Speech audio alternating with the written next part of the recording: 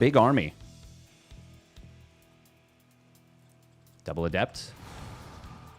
Man, that is so big for herO. He sees everything. Oh, if he finds this Prism. He does have Blink done. Going to be able to not pick off a Stalker. Nice moves right there from Showtime. It's the hot pickup.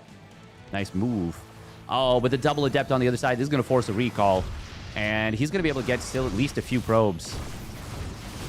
3 probes and a recall forced out while expanding with the timing lead on that Nexus. Forces a ton of lost mining time. Yeah, this is a great setup for herO right now. Showtime's by no means out of this game, but he is going to have to play good defense for a while. The blink advantage is going to be big. Good job from Showtime right there. Gets those Immortals in the front. herO does trigger his opponent's barrier. Barrier damn near killed her.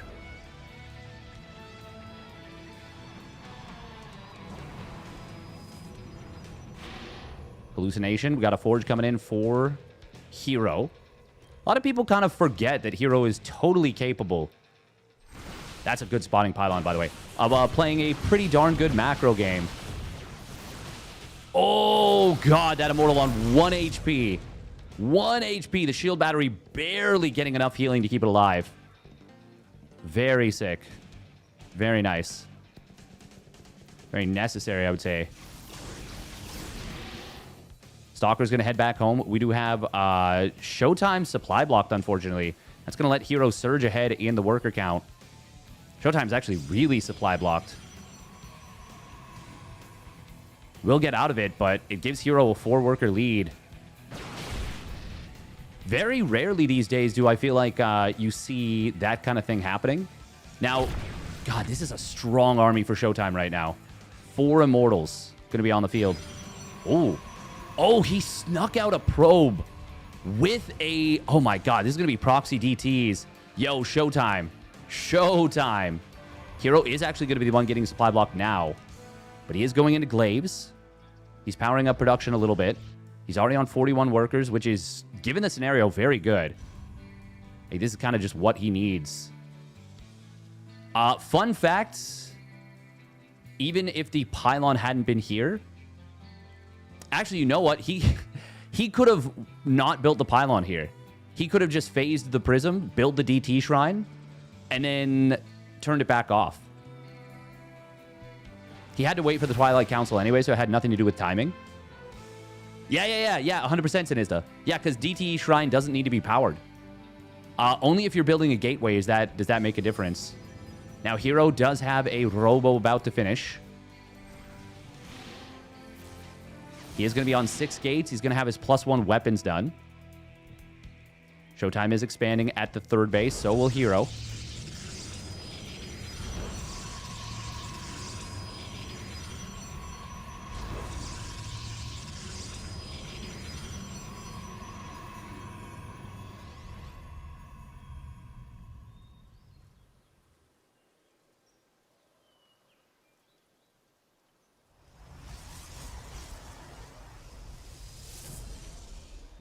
Here come the DTs. There is an observer out. Oh, this is not a great timing for Showtime. herO saw the shimmers immediately. Holy crap. Glory to the Daylong.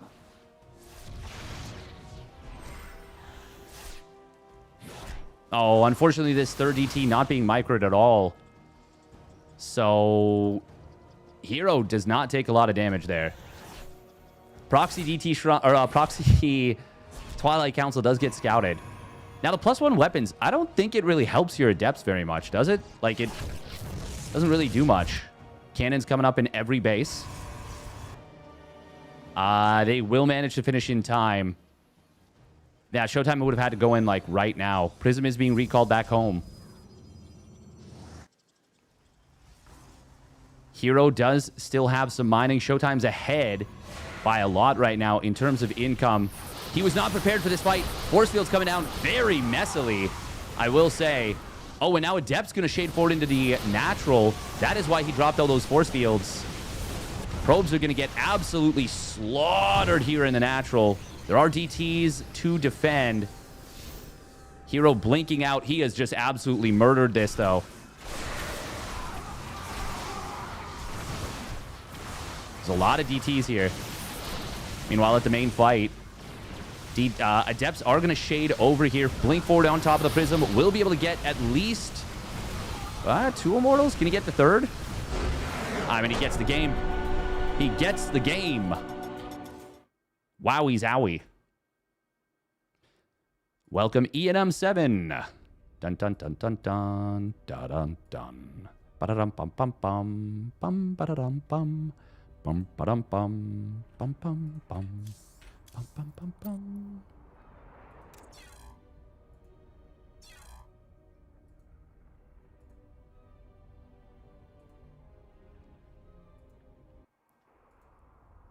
Hope you're doing well, ENM7. Feel like it's been a minute. Me too. Feel like it's been a hot minute. But welcome, welcome. Feel like Rogue is going to be scary. I hope so. I hope it's a good game. I hope it's a good game for the fans, you know? We've been getting back to the gym, by the way. It feels good. Feels nice. Feels very nice to get back to the gym.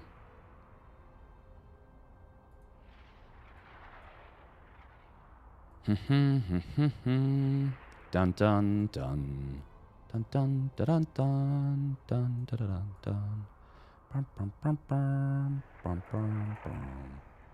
Bum bum bum.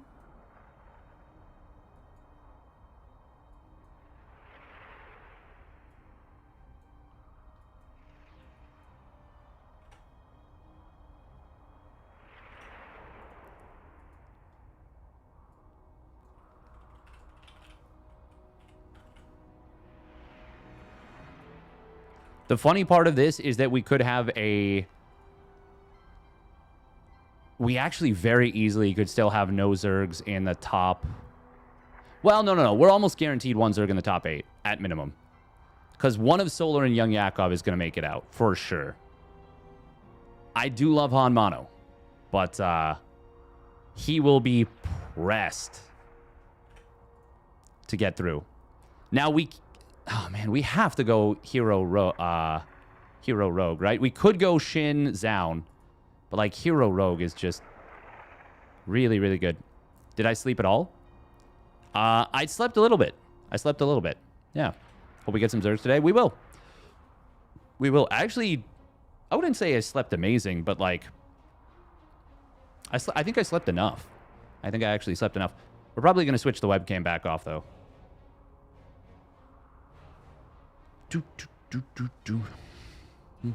I don't want to worry about if I'm like while we're playing.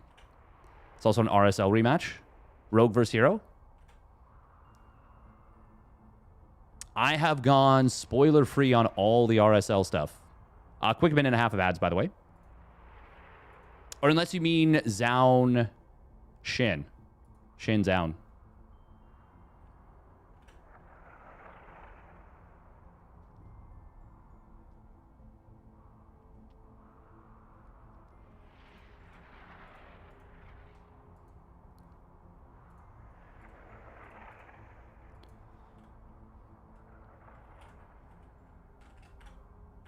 herO Rogu. Rogue is looking strong. He is.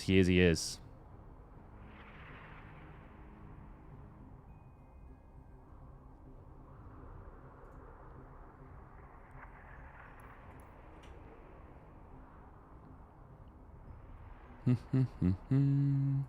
dun dun dun dun dun dun dun dun dun dun. Bum bum bum bum bum bum bum bum bum bum.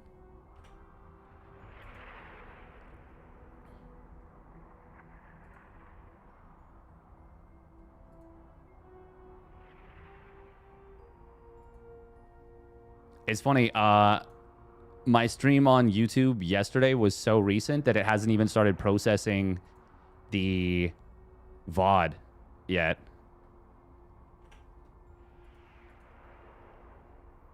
Kind of funny. Ooh, ByuN Shameless is not a bad match. Not bad at all.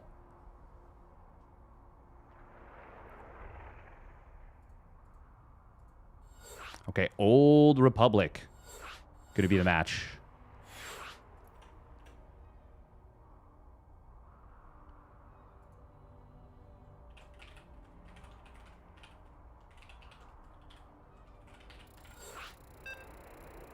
Oh, wonder if they'll remake. Ah, that's okay. They didn't make without, or they made without Observer++. It's fine, it's fine. Rogue is also teal from the Wardy Team League. It was only like 7 hours ago. Yeah, exactly. It's very recent. Oh, oh, they're gonna remake. Oh, herO. Oh, look at that. Look at that vein. Vascularity. Definitely not squeezing my arm as hard as possible.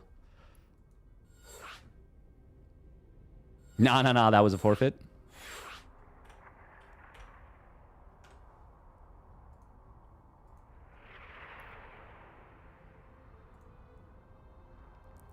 herO, my goat. herO, my goat. And it made Rogue's color default back to blue. Let's go. Yeah, I slept enough. Probably just going to turn the cam off now. Yeah. Yeah. Gotta lock in. I do have my coffee. Only my second one of the day. Ooh, okay. Right out the gate, we got something coming.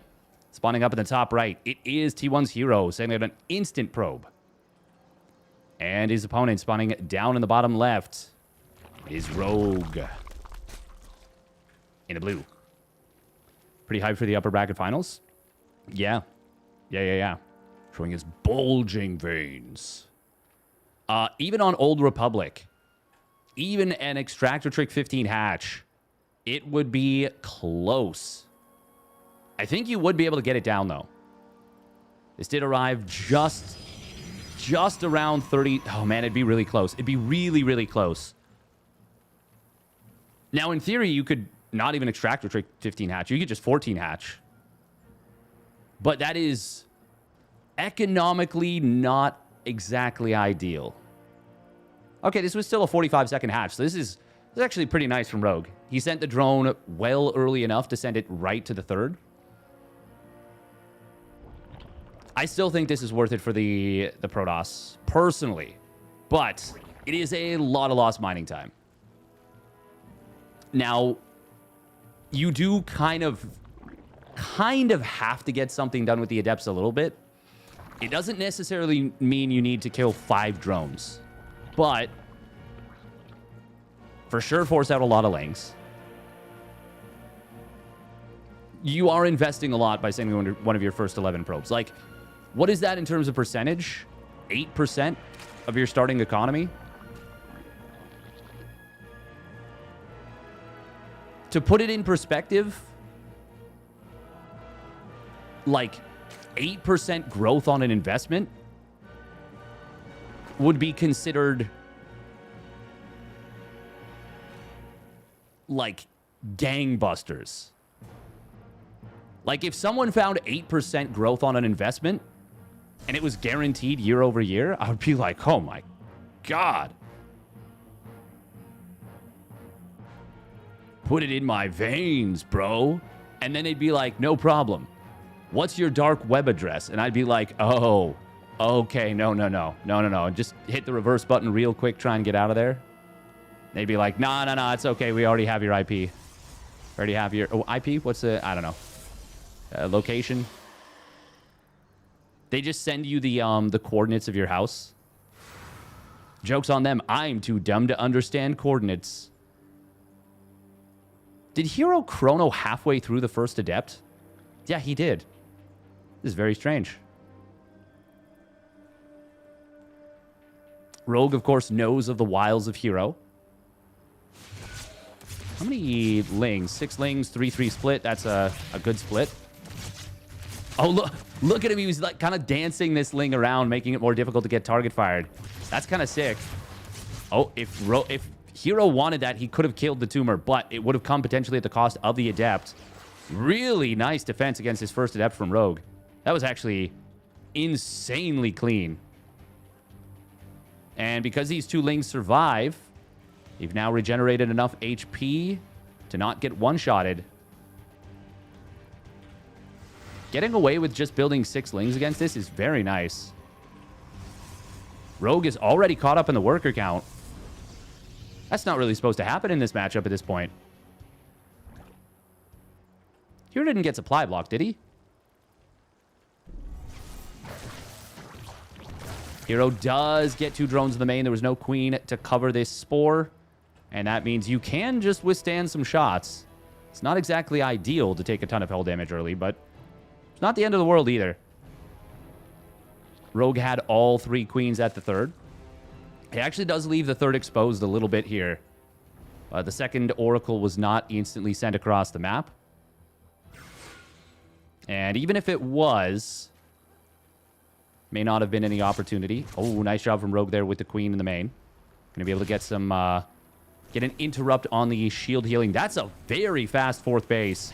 Rogue has had an insanely good early game so far. Like a really, really strong early game. And herO ends up losing a little bit of, fair bit of energy, honestly, on that Oracle. He is going to go straight into Templar Archives. Yeah, this is like a really, really good early game for Rogue so far.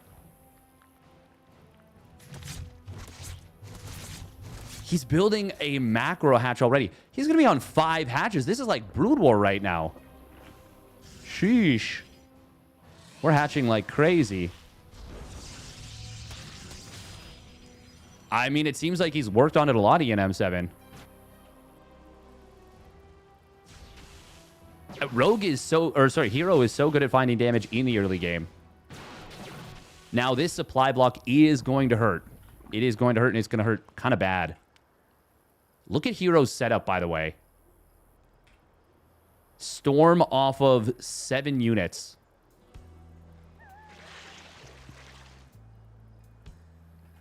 Now, he's got gateways. He must have figured it out. I mean, ultimately, it just comes down to, like, really, really clean execution. This is, even without a shield battery, a very good defense from herO right there. Only 1 stalker and a probe for 18 Lings. That is a nice little defense. It might seem like herO's exposed with just 7 units, but nope. Not if you have good micro. Obviously, the pylon's in excellent position. Behind this, Rogue adding a... Look at this, all of them next to each other. Infestation Pit, Baneling Nest, Evo Chamber. All the Zerg tech.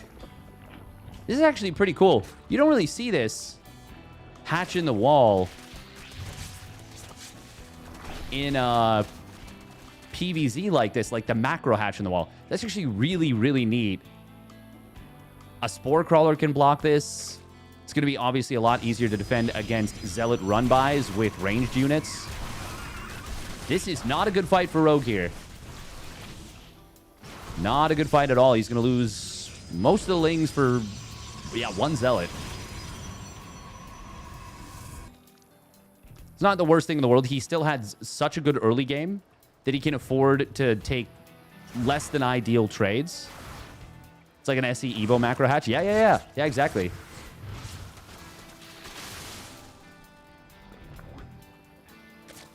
I mean, you still don't want to throw away units, per se, but, like, yeah, it's definitely very, very manageable.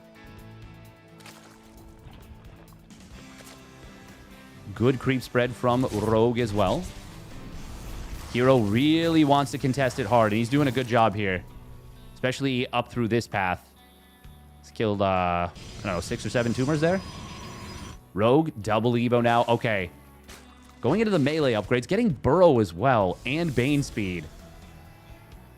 So it's going to be Roach, Ravager, Ling Bane to start. Potential of a Greater Spire. herO is going pretty hard into ground units right now. Oh, the burrowed Ling play is so good. This is something I have been... I've tinkered around with it when I've had the mechanics to pull it off. It is a really, really, really strong way to play. Like, just having Lings kind of peppered around the map. Probably the most underrated move and most underutilized move. Actually, it's not underrated at all. Most underutilized move for Zergs right now. Easier said than done when it comes to setting it up, but extremely strong if you can. Oracle's going to be looking for some scouting information. Actually, maybe going to be able to find a drone or two with no Spore in this base. Very surprising that Rogue didn't just build a Spore there. I mean, it's just so much easier. Oh, does he revelate the Greater Spire? Not quite. Drones barely don't give up the information. And this is why positioning of buildings matters so much. A couple of drones do get picked off at this base. Rogue is maxed out. herO is on double robo. He really needed to see that Greater Spire. Without the info, this is going to be a big challenge to deal with this. Rogue is going to sack some roaches into the natural. There was no unit in the wall. We will see a warp in coming through. A couple of cannons and a shield battery just now completing. Zealots getting the body block. Very good body block, actually. My God. Rogue is successfully trading out this supply, though. Oh, well. Hitting a forge like this is not exactly ideal. Nice little burrow play in the natural. Okay, I was going to say, surely this cannon sees this, and it does. herO does miss this, though. His vision is based on movement. Stand perfectly still. Zealots on the right side are going to get cleaned up here. We do have 2-2 for the ground. Lings and Banes. Oh, going to be able to get in on top of the mineral line here. Shield battery falls. Baneling burrowing. Oh, the High Templar. Oh my God, he didn't kill it. Oh, Greater Spire on the other side of the map is going to get saved. Prism should be killed. Should be killed? Should be killed? Okay, it does get killed. Oh, Dropper Lords coming through. Broodlords are already out.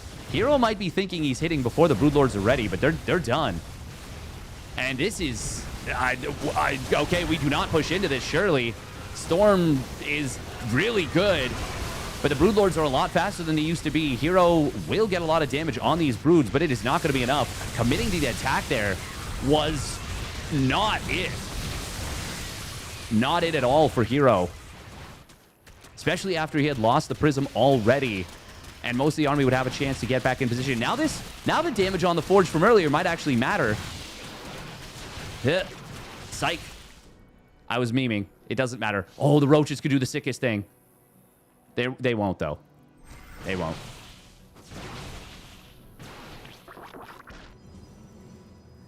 Unless... No. Now he's going to unburn the Roaches and just lose them. That's funny. After all that, is Adrenal done? Yes. +2 melee and Adrenal Glands. +1 air weapons as well. Ultralisk Cavern now coming through, but I don't think this is an Ultra game right now. +3 ground weapons and +3 shields are going to complete in a moment. Lings... Honestly, like, the Protoss army is so beefy on the ground. Spore Crawler will take down the Oracle. Good pre-spread on the Broods. Blink Forward is going to come through. Fungal Growth will land. Good transfuses on these Broods, but there's so much Protoss. Is there enough for Rogue to hold? Banelings are going to complete... Nope, not Microbial Shroud. It's just the orange. The Broodlords are going to get mucked. Rogue just gets run over. He didn't have enough to protect the Broods. And herO will get it done.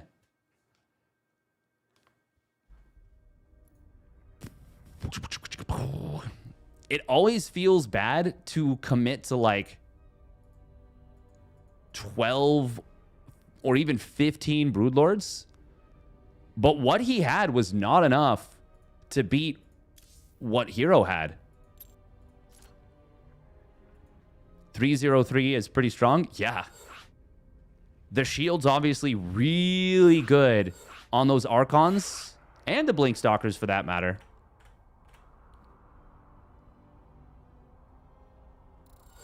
That was a tough one. That was a real tough one. Oh, Shin is up 1-0 over Zaun. Not bad.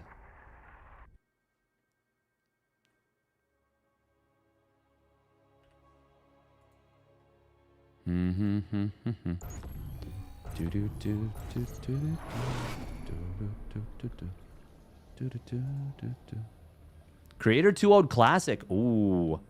That means winner will be going up against... winner of... Is it Curran Percival? Curran Percival's low-key a banger. I'm actually really curious to see how that'll go. All right, here we go. Spawning down on the bottom right. It is T1's herO. And his opponent spawning up the top left. It's Rogue. Oh, okay. He wanted the Extractor Trick 15 hatch in response. No, that was just a 14 hatch. He canceled the Overlord.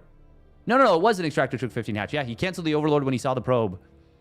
All right. Very cool. Very cool little adjustment.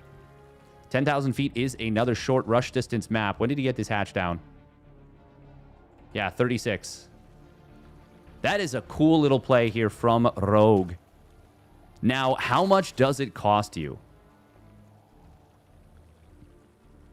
It might not... Hang on. It might not cost you anything because you're floating larva.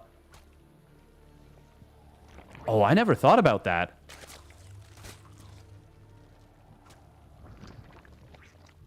Huh. Oh, that's cool.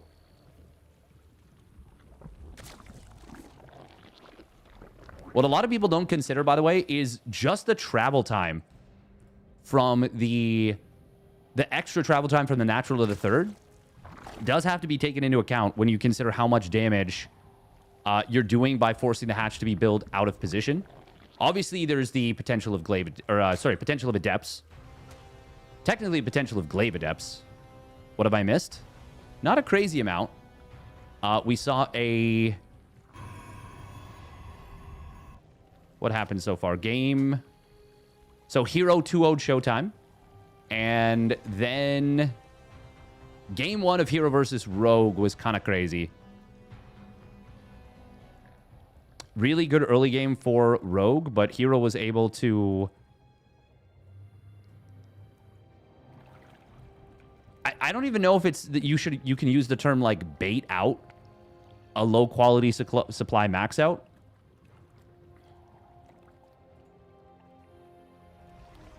But then ended up going into +3 weapons, +3 shields for the ground, and actually kind of blasted through Rogue. Rogue had a Broodlord army, and only a few broods. A lot of queens, but not a lot. And so Blink Stalker, Archon, Immortal, Storm with +3 weapons, +3 shields, no armor, actually was able to beat the army of Rogue. Yeah, Rogue, you either need lurkers in that situation underneath the broods, or you need a ton of other stuff. Sorry, I got mesmerized by the adept. You need a ton of broods, or you just need big ground units underneath. You can theoretically use Banes to defend against Stalkers blinking on top, but if you do that, it can be scary because the potential of getting stormed is really high. Oh, that's a hole in the wall. That is a hole in a wall. Never change, herO. Never change. Rogue was behind on upgrades. Very behind. +2 melee, +1 carapace, +1 flyer attacks. It's a little bit deceiving just to say he was behind on upgrades, though. It was like herO recognizing the situation very, very nicely. Rogue gonna take another very fast third hatch, it seems, or fourth hatch. Oh, he wants to at least. But herO could go after this right away. Nope, not going to do so. We have a small little link flood getting in across the map. And the Adepts were not perfectly positioned. They were well positioned, but not quite perfect. And that is going to be actually quite a nuisance here for herO. Going to lose the pylon, loses the 2 Adepts. This was a decent-sized commitment from Rogue. Oh, interesting. He doesn't go in with all the Lings. So very clearly just wants a scout. +1 weapons and blink. herO is capable of playing, of course, a very greedy style like we saw in game number 1. Where he went up to Storm off just 2 Oracles, 2 Blink Stalkers, and a few Adepts. Or sorry, 2 Oracles, 3 Blink Stalkers, and 2 Adepts. Rogue, once again, going with this macro hatch in the wall. This one is a little more awkward because the larva might spawn on different sides, but it's still nice in terms of helping to deal with Zealot run-bys. I really, really like this methodology here. Now, you kind of have to be careful about resisting the urge to build a ton of units that you don't need. I feel like I fall into that trap all the time. I'm like, I have larva. I have many, many larva. I must make a billion Zerglings. And it's like, well, this actually isn't a good situation for a billion Zerglings. You should be teching up in a hive. You should be getting lurkers. You should be getting X, Y, Z. And I'm like, but I have 40 larvae. That's 80 Zerglings. It's like, okay, but they have 7 Archons. And 5 High Templar with Storms. You need lurkers. And I'm like, nope, not me. That ain't me. You can't make me.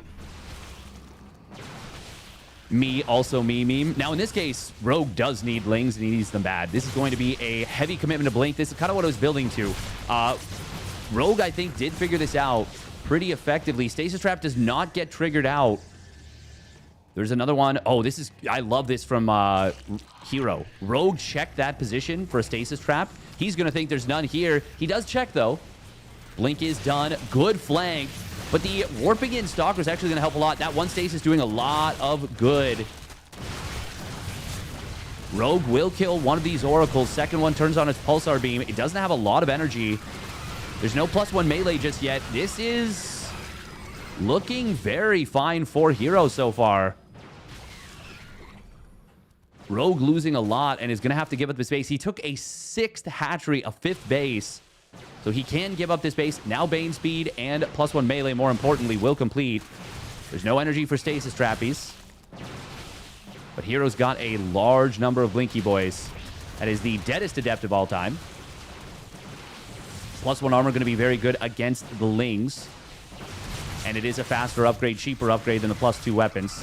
+2 doesn't do anything against Lings, in fact. Neither does +1 for that matter. Oh, Oracle almost going down to the Spore. Hydras are starting to hit the field. Grooved Spines will complete in a moment. This is where that hatch actually acts as a liability a little bit. Another Stasis Trap coming in. herO is really pushing the issue. He hasn't lost a Stalker, I feel like, in a while at this point. +1 armor is going to complete. herO's done it. He's just going to smash him with a blink attack. Oh my god, it's a 2-0. Ay, ay, ay, ay, ay. Smashing. herO is absolutely ruthless. He has no ruth at all.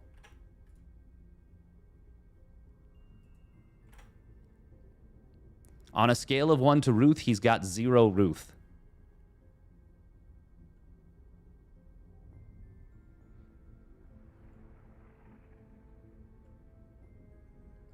All right, Shin did take down Zaun 2-0. So we are going to see at least 1 Zerg in the round of 8. ByuN and F91. Well, I think we're going to see at least 2 Zergs in the round of 8. We will be denied the Rogue versus Clem rematch that we could have had. But we will not be denied the Clem versus herO rematch. Unless, of course, somehow Geralt takes down Clem. Which, who knows? Who knows? I'm sure TKL is covering that. Geralt versus Clement. And yes, he is. Oh, yeah. Clem is absolutely cooking in game number 1.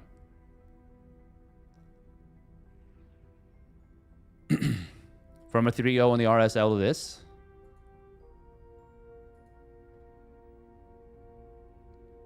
Do do do do do. Do do do do do do do. Burr, burr, burr, burr, burr.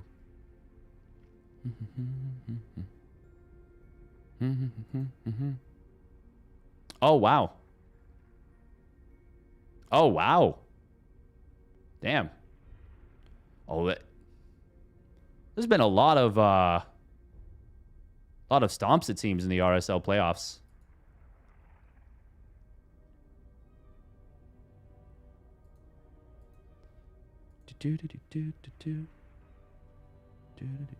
RSL is a prep tournament? Yes. Yes, exactly. A very big difference. Very big difference.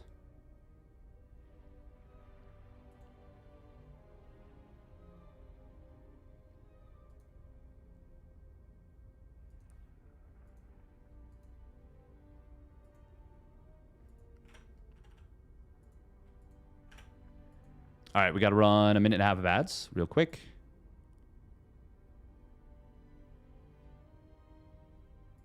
Broodlords take so long and cost so much, and they are not as strong as they used to be. They're very situational. Very situational.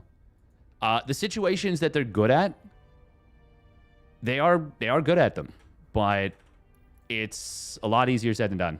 Okay, yeah, we're gonna aim for Solar versus young Yakov. Wait, did that already finish? No, it didn't. That would be played on America's server.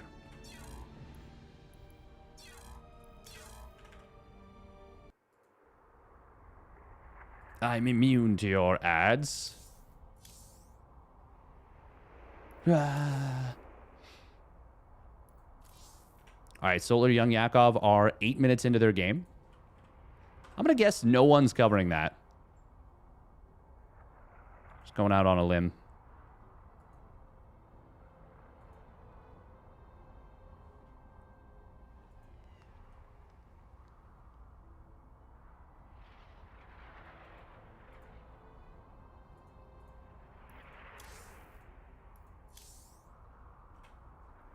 Yeah, that is correct.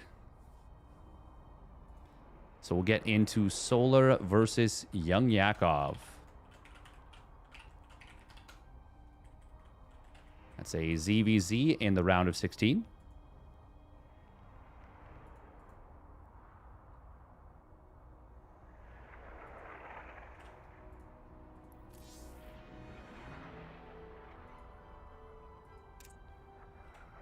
Hey, thank you very much for the raid, Sort of.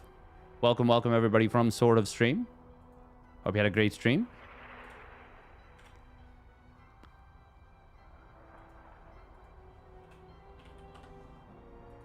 $12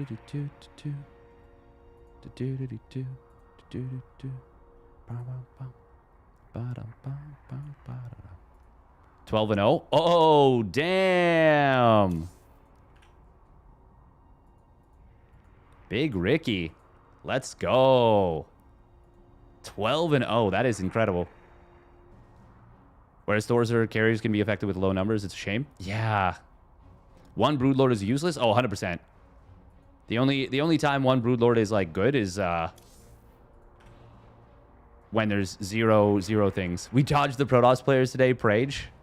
Hell yeah. Mindset is currently just, you know, just whoosh, clean as a whistle. I don't know what that flourish was, but whatever clean as a whistle is. Saved. One Broodlord is good when it dies and frees up supply for something useful. Heh. This is kind of neat because we're actually going to get a ZVZ. Potentially.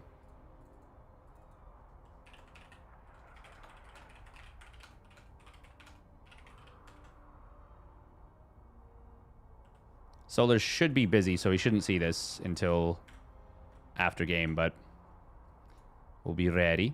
Young Yakov versus old Yakov. True. True, true, true. How did I forget? How did I forget the most important thing?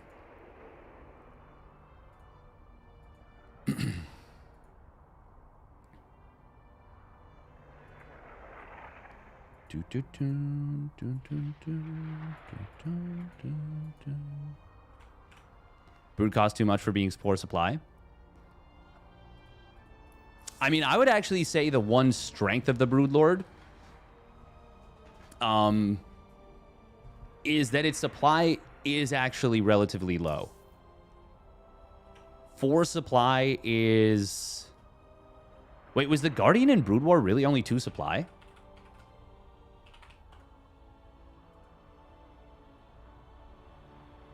Damn.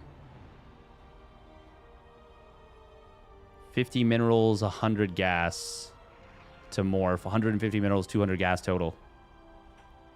Damn, they're spellcasters. That's crazy. 150 HP, 2 armor, 20 ground damage. They're, they 2-shot Marines.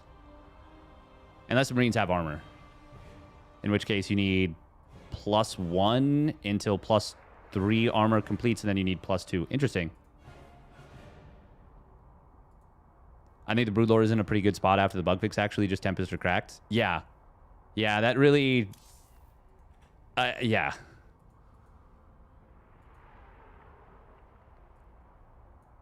I personally have not been able to make them work against ghosts, but that doesn't mean anything.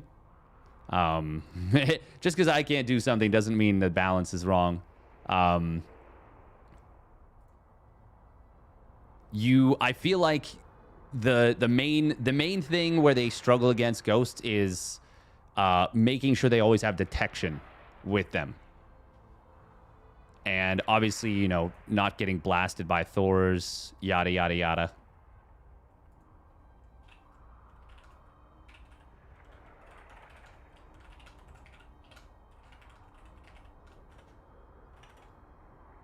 All right. Oh, wow. We're up to 14 minutes on the ZVZ between Solar and Young Yakov. Damn. Hey, welcome, Lazy Bee. He's good. He's good.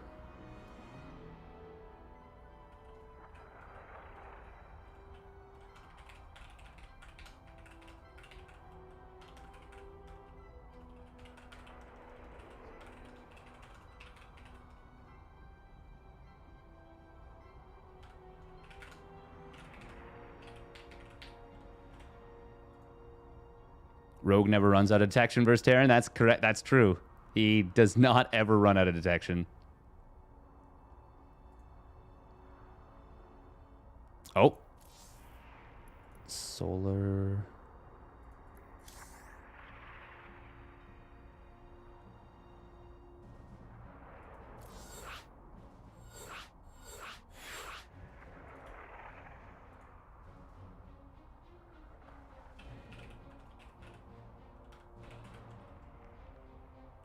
Oh, it's 1-1. Ooh. Ooh la la. I think 3 supply for Brood would be pretty nice. Would that be too strong? Win this best of 3 ZVZ. Reminder the Void Ray is 4 supply. Yeah, yeah. Void Rays are very supply inefficient. I think that's something that gets like missed. Forgotten about. Unless you're saying that like Void Rays are supply efficient, but I feel like that's unlikely. Who in this game 3? This ZVZ game 3? Yeah, ZVZ game 3. Solar Young Yakov. We're just going to put 2 minutes on the prediction timer because this could be fast. It's unlikely to be, but it could be.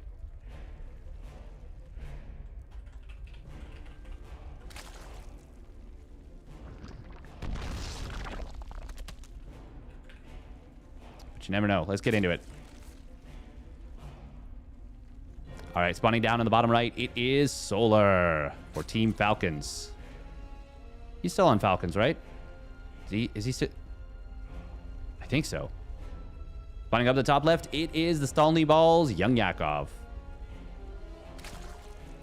Ping is important here. Okay, it is West server. So that is ping advantage, and that's a pretty big ping advantage. Actually, I guess you can, if you're still here, sort of, you can potentially answer this. What is your ping usually to West server?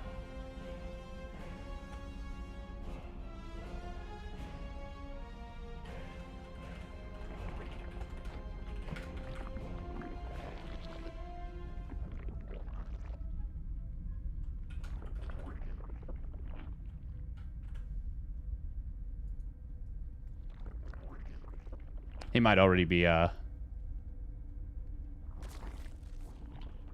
gonzo for now. Welcome, Demi. It's exclamation B or bracket. No S on that one. Unless the S is for sarcasm. Young Yakov keeping his second overlord at home.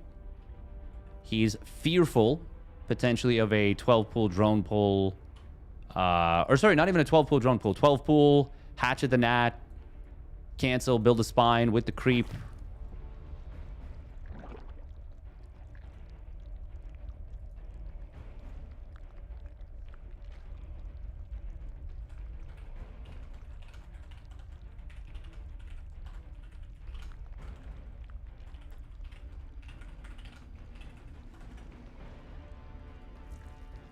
Bum. Bum, bum, bum.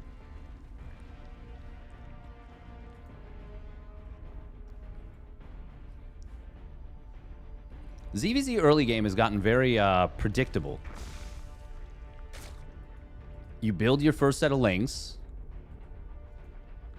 Then you build your second set of lings so that their first set of lings that harasses your third hatch, well, can't do anything. Interesting from young Yakov, he did actually only send one ling across. He really just wanted to scout here. But doesn't actually see the Baneling nest. Good deflection from Solar with the positioning on the queen. Now, Solar is a player that is unlikely to do something crazy. He's not a Shin. He's not a rogue. He's not a dark. But he certainly can. I think he's just very confident in his play. Baneling nest does get spotted. How many lings do we see each player make? Looks like it is going to be one extra set from young Yakov. He will start up the Roach Warren right away. No Roach Warren yet for Solar. Neither player getting a super fast third queen. It looks like it is a third queen just a little bit faster from Solar, and he will prioritize that over the Roach Warren. Roach Warren does go down now, though. Whereas other way around for young Yakov. Young Yakov going to get a good amount of chip damage on this hatchery, but not going to be able to take it down, of course. Solar hasn't lost a unit yet. That's pretty nice. Oh! Baited, though. Kabait. Kaboom. Kabaited. 8 lings for the Bane. Meanwhile, Solar somehow slipped a ling in here, and it's out of vision. Wow. He gets to confirm right now that these mineral patches are still being mined, so no drone pull. I'm so funny. That is actually crazy. He will rescout, sees no layer. Young Yakov actually has it at the natural, though. And the funny thing is, if I'm Solar, I'm kind of feeling like, oh, you just started that there. That's a fake. But no, it's not. It was there the whole time. No Evo chamber from either player, actually. They both stopped at a very similar drone count for now. And they are both building roaches. 5 gases here for young Yakov. He is droning up once again. So is Solar. They're both on 5 gases right now. No Evo. That is really, really interesting. Finally, an Evo chamber coming down here for Solar. Still nothing for young Yakov, though. And he is... Yeah, this feels like he wants to commit off of a very fake economy. which is to say he's missing 2 drones at the third. Now he's missing 3, but that's because 1 was killed. 2 drones at the third, 4 drones at the natural, 3 drones in the main. But Solar is, like, perfectly set up for this. They're both doing the same build. Almost the same. Very slightly better setup in terms of economy. Much better setup in terms of infrastructure for Solar. Having that +1 weapons. Oh! Well, I missed that, but Solar didn't. He managed to get the drone. No, he... Oh, my God. I forgot. Oh, my God. That killed 10 drones. Holy crap. Well, I forgot that this is not Game Heart. That's a really good find for young Yakov. Solar. Well, now his eco lead is gone. That killed a spine that was morphing too, or did he cancel the spine? We do have a spire coming through. No roach speed yet for Solar. Better maneuvering ability for young Yakov. He doesn't have the +1 missile either. Still, defender's advantage is very good here. And when you're doing the same build, or similar enough, defender's advantage is going to be a big deal. Solar is going to turn on the jets now and just go for the counter punch. And once the +1 missile kicks in, it is going to be a big problem for him. But if young Yakov can get up to mutas, this will still potentially be scary. Rosabal is going to try and come in. They will get dodged. Meanwhile, young Yakov almost stepped into his own biles there. But it does feel like the numbers... Wow, somehow that didn't hit the 2 Ravagers. It does feel like the numbers right now for young Yakov are a little bit higher. Unfortunate rally for him for Solar there. Now, young Yakov is going to spend the money on the mutas, but I don't...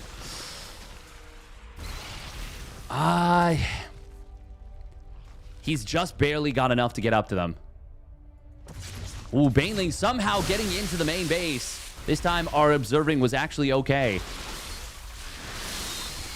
Good concave for young Yakov, but the +1 missile is going to be very strong here. However, will it be enough to smash through before the mutas get out in too big a numbers? He could have corrosive the eggs. Potentially, we've got Lings even added in now. Young Yakov is down in supply, but I think he is going to be able to hold. Corrosive Vials will get dodged. Ravagers eventually going to get taken out. Now, young Yakov is going to actually lose a lot of drones. Solar is building a Hydra Den. There's not a crazy number of mutas by any means. Oh, this is actually so close. I know that there's a big eco lead right now for Solar. But young Yakov is going to be able to clean up a lot of this. Feels pretty GG, I think. It looks like it. It looks like it. It's probably too much damage. Probably just a little bit too much damage. 5 gas muta channeling his inner Mio-Micah. He does kill 2 Hydras for a muta. Ooh, but... Oh, really nice transfuse right there from Solar. That was a very expensive set of trades, I believe. Oh. Now, it is only a +1 missile on the Hydras. They don't have any Carapace. And they just now get grooved spines. Young Yakov has droned back up. He is getting Bane speed. Yeah, this is enough, I think, for young Yakov to still be able to stay in this game. Mutas should kill this Overlord at the very least. He's going to +1 flyer attacks. No +1 Carapace for Solar. No Hydra speed done just yet. No +2 missile started up at all. Infestors will be added in. He knows that Bane speed is likely. And in fact, did he even see it with the Overlord? I don't think it was close enough to see that, but he might have been able to. One of these OVs is going to get picked off. Oh no, he goes for the Creep Tumor instead.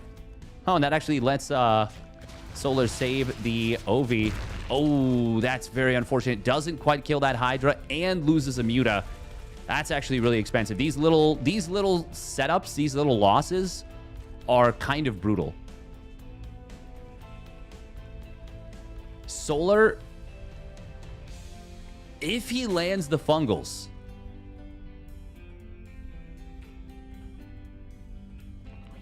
on the Banelings.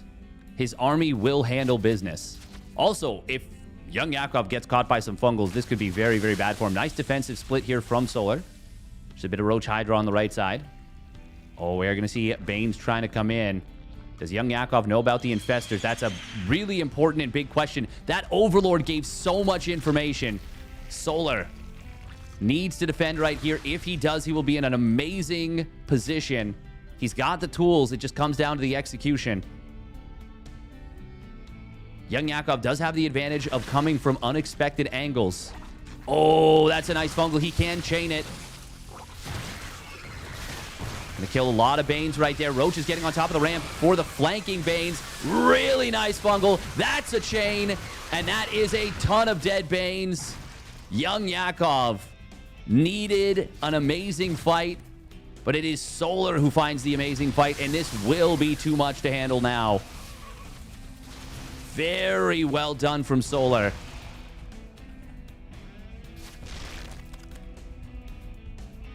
Those were mega fungals. Dream fungals even.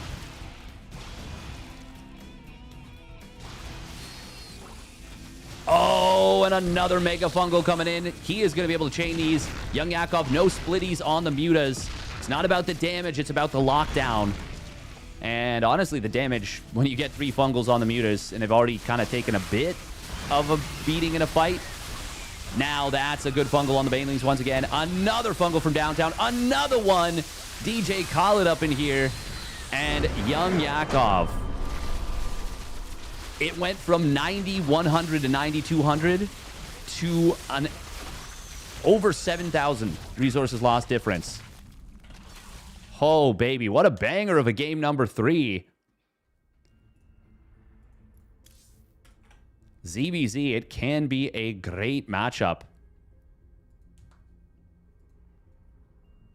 That was pretty cool.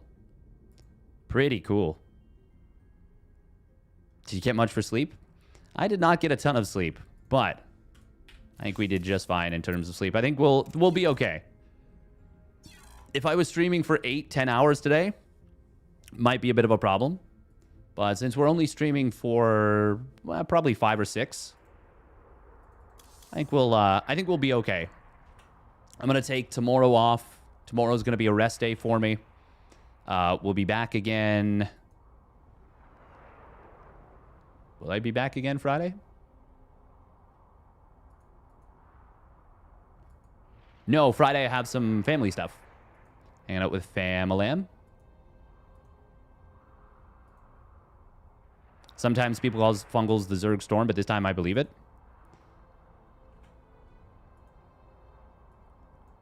It was a pretty good use of fungal growth. All right, ByuN Solar. This is going to be a good one.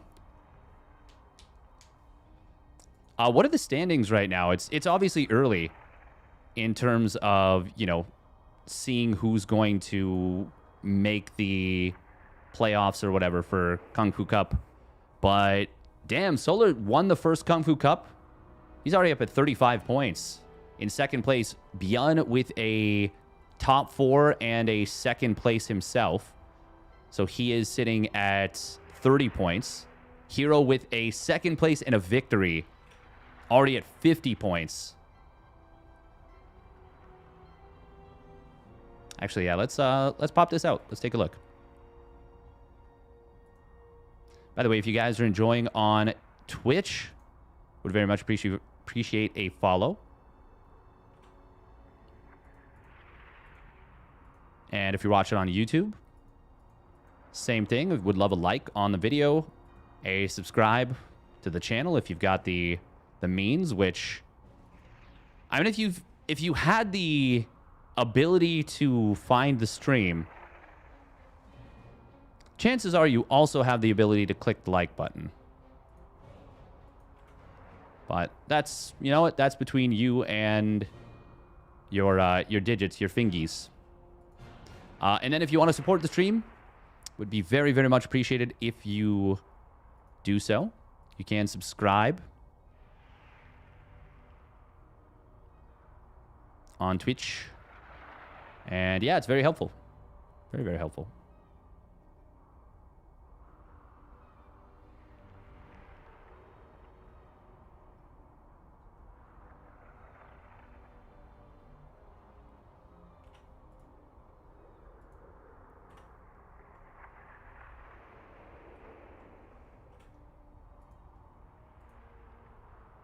All right. ByuN versus Solar. This is going to be a best of 3. That was probably a stressful match, but that was also probably a very satisfying match for Solar. I always wonder after a game like that if you are more tired or more locked in as a player like Solar. Solar is a kind of a grinder and a very speedy player. So yeah, I'm always curious about how do you feel after a game like that? Because yeah, that was a high leverage game for sure.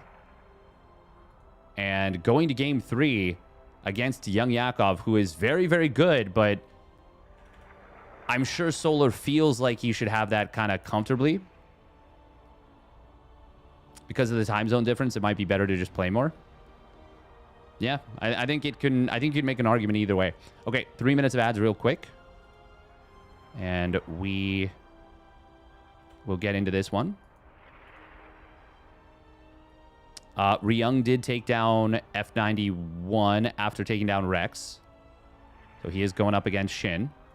Meanwhile, oh, it's going to be Mothership for ByuN vs Solar. All right, all right, all right. Let's take a quick little peek at the standings. Just very quickly before we get into the game. Just give you an idea of the Kung Fu Cup standings. So herO, Solar, ByuN, Rogue, Classic. Rogue is out now, so he can't get any more points today. Classic as well. Creator could put himself on the board in terms of points. As it seems right now, it looks like there's 12 of these. Wonder if we'll see Maru compete at all, because if he doesn't, I don't know if he'll be able to accrue any points. Up to them whether... Sorry, up to the Kung Fu Cup folks, whether they want to set things up or not. Okay, we do have to set up a prediction. God. Get it together, Steadfast. We'll win this best of 3 TVZ.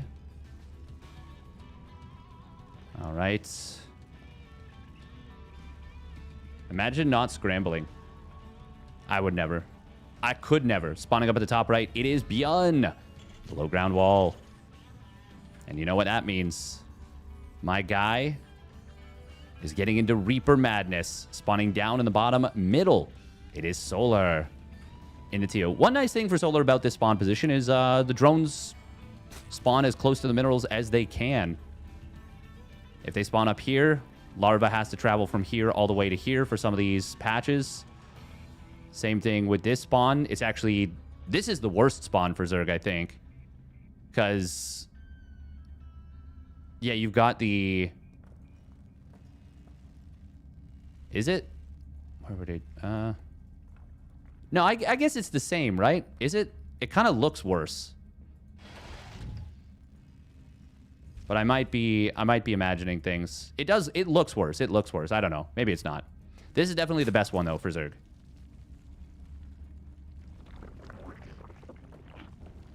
Since the farthest point they'll have to travel is like this, as opposed to potentially this. It's negligible, but it's not nothing. Might make a difference, like a 1 second difference on a hatchery.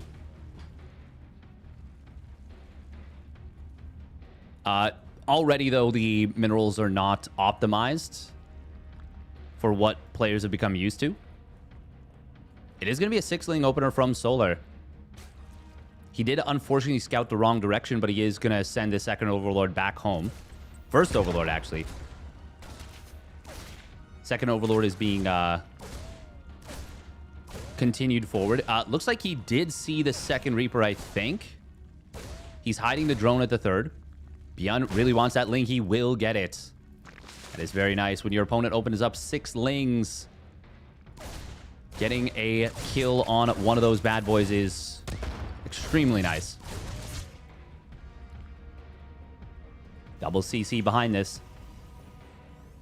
And now a second gas. Solar didn't get far enough forward to see what is going on, so he doesn't know there's no add-ons. Technically, he doesn't know this isn't a 5-Rax Reaper, other than the fact that there was no additional Reapers sent across.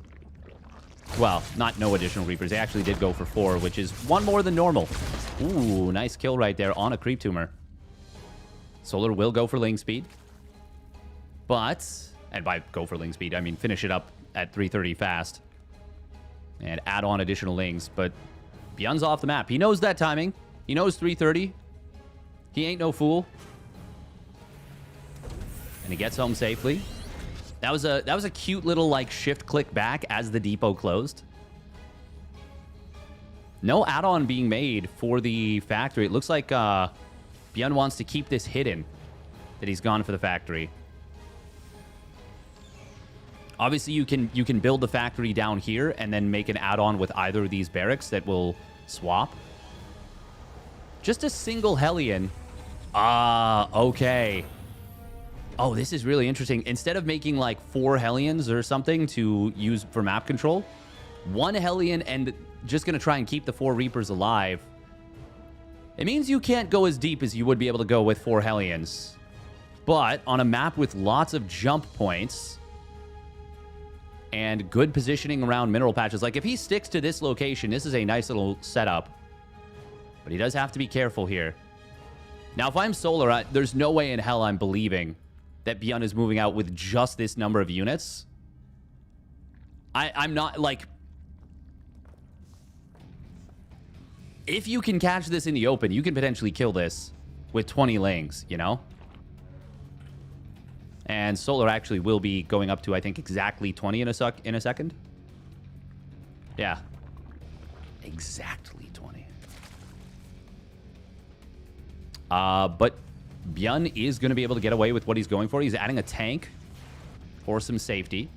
And, of course, tank push is going to be very good on this map for the same reason that Reapers are good in this position, which is that tanks from high ground or low ground are nasty to deal with. But we've already got Solar with some very nice creep spread. He's, of course, taking this pocket base because it expands away from the Terran. You always want to be doing that if you can. ByuN does need to start up his combat shields pretty soon. Pretty important. This is a pretty nifty little push. Obviously, the Reaper grenades can be very beneficial, but it's difficult to make them effective. Still, he keeps his opponent off a 4th base. ByuN, though, will be able to, or rather, Solar will be able to slow down the 3rd from landing for his opponent, which is pretty nice. There we go. There's the combat shields. Looks like he wants to time it out with a 1-1, which is more than reasonable. Queens have got to be careful. They do step forward a little bit far, but they're able to stay on creep. Ooh, good grenade right there. Does hit a lot of those units, but with no combat shields, no upgrades, Solar will be able to shove this back. That kills a few of the Reapers, a couple of Marines. Not bad at all. Solar going just single Evo for a little bit. And will now add the second one. Bane speed is getting close to completing, but it's not going to be done yet. It should be done in time for the 1-1 in combat shields. Hellion has finally been clicked down. One of the Queens, though, does die. Nice job from ByuN. Solar is working away at this debris, which is, I think, very important. A little bit awkward with the creep spread. You do want to, you know, spread it up here as much as you can. Obviously, when you are trying to do everything as quickly as possible, it is easy to make little oopsies here and there. Does get the kill on this debris. I do think it's valuable, since you have some free time, may as well start attacking the second rocks. Overlord on the right side is going to see a secondary push. Oh, ByuN wanted to hide the tank there. Cute little maneuver from ByuN. Solar. Oh, he's going to try and commit for this. Does get a big Baneling hit. Really big Baneling hit. And that is because there was... Oh, lane drop in the main. Cute. I saw the Dropper Lord earlier. I was like, man, where is ByuN looking right now? Amazing fight there for Solar. Siege tank does siege up in a good position. Oh, it gets a big shot.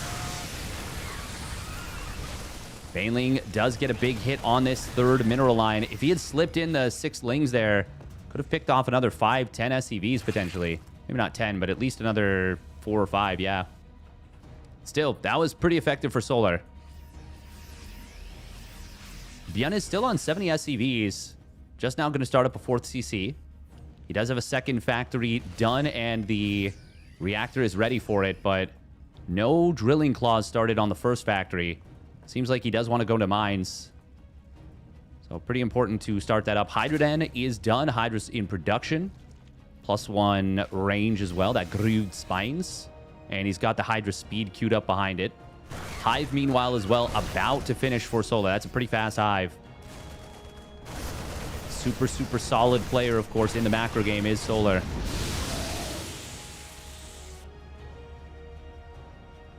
Three more barracks in production. There's that drilling claws. He did realize it was not set up yet. Supply block, actually, for ByuN is going to kind of hit hard at 141. He drops a depot top hat somewhere, I'm pretty sure. Can we... Ah, there it is. I was like, I swear I even heard it. Ooh, Marine's going to try and get themselves jammed into the wall. That's going to be very good because there was a Ling run by set up right here. Solar doesn't have an army on the left side to deal with this. You usually do need multiple armies. You know, one on the left, one on the right. Or, well, really just like at your points of attack. Oh, Liberators. Oh, wow. Liberator and the Natural actually going to go to work here. Solar a little bit late on the drone pull. Really nice multi-prong from ByuN. Putting a lot of pressure on, and now the Queen's going to get overwhelmed on the bottom. Hydras do show up just in time. Did the Spore Crop... Where did the other Liberator die? Really nice job right there from ByuN, and all of a sudden it's a small supply lead for ByuN. And a very cost-efficient sequence for him. Concussive shells and 3-3 starting at the same time. Meanwhile, survive to lurkers has been achieved. Would a mine... Oh, Crouching Tiger, Hidden Mine. 20 kills on this bad boy. Overseer is closing in. He will get the kill on this. Nice job pulling the Banes away. That they don't accidentally detonate on that. Otherwise, I mean, they just would. 2 starports being added in. It's going to be a Liberator transition. Couple of mines do get taken out before they can fire. But ByuN is going to be able to get a kill on this 6th base attempt. Also denying a fair amount of creep there. Scan will see this Viper. Hydra Lunge being added in. We've also got the +1 missile. Oh. Oh, the Ling. Man, how many times has he gotten in here with Ling drops? Really good job from Solar. At least twice. Hydraling Bane in the middle of the map. This Viper, he's got to be careful with it. 2-2 is done for the ground for Solar. There's that +3 Carapace. Oh. Oh, this is going to get instantly killed again. 2 no cancels. Not the biggest of mistakes, but certainly does have an impact when the trades are like this so far. Ooh, Lurkers on the right side. ByuN's got an overwhelming amount of bio, though. He's just going to dive on top of them and going to murder them. Wouldn't mind hitting some drones kind of hard as well. Meanwhile, drop on the bottom side will get forced to pick up, but it's going to get into the main. Another Lurker going to get picked off. 4 Lurkers feels like a blanket of security, but against like 70 supply of bio, maybe even more, it is nowhere near enough. If it's at the top of a ramp, it actually is enough, crazily. But wasn't. Medevac does get 1 tapped by that Queen. Solar is doing a good job of keeping up as best as possible, but ByuN is really making that a difficult task. Doing an excellent job with the multi-prong. I feel like Mothership kind of is ByuN's playground in TVZ a little bit. There's so much opportunity for big plays. Really nice scan. Going to clean up a lot of creep on this right side. And speaking of blankets of security, that is a big blanket ripped away from the Zerg. Hydra's going to try and lunge forward. This is just pure bio. And with the upgrade lead that ByuN has, Solar does not want to take this fight. He's going to try, though. Lurkers are here with the army. This might actually be decent. He could have abducted these two Liberators, and that would have been really good. Or even just abducting one of them. Instead, he goes for the Blinding Cloud. Solar does actually jam himself into a decent position. Wedge himself in. Oh, Widow Mines do burrow up. Oh, big Mind Drag, actually, coming in from Solar. The Overseer is able to drag that on top of the bio, but it is going to be ByuN ultimately cleaning this up. 17 SCVs did fall. A ton of bio went down. That actually ended up being way better for Solar than I expected. Kind of a desperation attack, but a very good one. Unfortunately, it wasn't enough to knock his opponent out. ByuN is already back up to 71 SCVs and counting.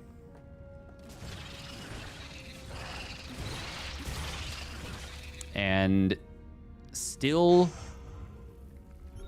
in a good situation supply-wise. Now, yeah, this is a great game for Lurkers. Oh, Liberator's going to siege up here. Oh. This is not enough to clean these Liberators up. There's still two of them. They don't have range yet. He only got armor, by the way, on the Liberators. That's kind of interesting. Well, I guess not just Liberators, also Widow Mines, Medevacs, yada, yada, yada. Liberators, in a sense, even though they don't do the big splash damage, sometimes they feel like better siege tanks in terms of making it hard for the Zerg to engage. Oh, Parasitic Bomb. That's going to kill two Medevacs instantly. No. Tried to pull away from that Widow Mine. It ended up leashing and getting a big kill there. Liberators are going to be set up from the low ground. They're going to be able to kill a couple of drones, force even more lost mining time for Solar.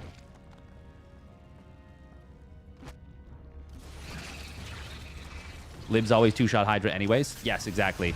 Yeah. No, I actually think it's a very valid setup. The only time they wouldn't, the only time they would one-shot Hydras is if the... oh, hold that thought. Nice abduct coming in right there. Grabs one of those Liberators, but he does lose the Viper. And that is very expensive. It's always tough to know what the right thing to do is with your Viper energy. Doesn't get the kill on that third Liberator, unfortunately. He still has two of the Vipers alive, though. Yeah. Okay, so they did not go down. That first one did, though. This does feel a little bit precarious for ByuN. He has not gone into Ghosts, and the Lurker count is very high. Because he's been pushing and losing a lot of the Liberators, this does feel like Solar, despite the supply disadvantage, has what he needs to get a lot done here. Now, attacking up a ramp is not necessarily it. The range being done for the Liberators is really big for ByuN. The Vipers need to be there to either Parasitic Bomb and force the Unsiege, or just abduct and allow the Hydras to get the kills, but that is easier said than done. ByuN gonna boil down this ramp potentially. I don't think, similar to how Solar shouldn't be attacking up the ramp, ByuN should not be attacking down the ramp into a concave. Lings do have Adrenal, but they are down a melee upgrade. And there just wasn't enough of them anyways. This is way too much bio. Solar will end up losing some drones, and... God, he's losing a lot of stuff. ByuN able to get a couple more drones by just target firing.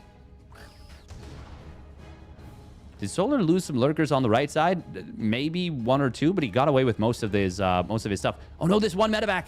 Huh. This is the one that has units inside. Oh my God, it was one shot from death. Does get sniped down. That Hydra with a snake on a mission. No, and then gets murdered by the Widow Mine that was just sitting there. He's just sitting there, menacingly. That is a lot of Liberators here. God, they are so far back. At this point, just EMP on the Vipers would be so good. Does does actually miss, I think. I think that might have missed all the Vipers. They are a little bit clumped up here. There's the Parasitic Bomb coming in. Snipe does kill one of these Vipers now. And now we're seeing the Ghost count getting quite a bit higher.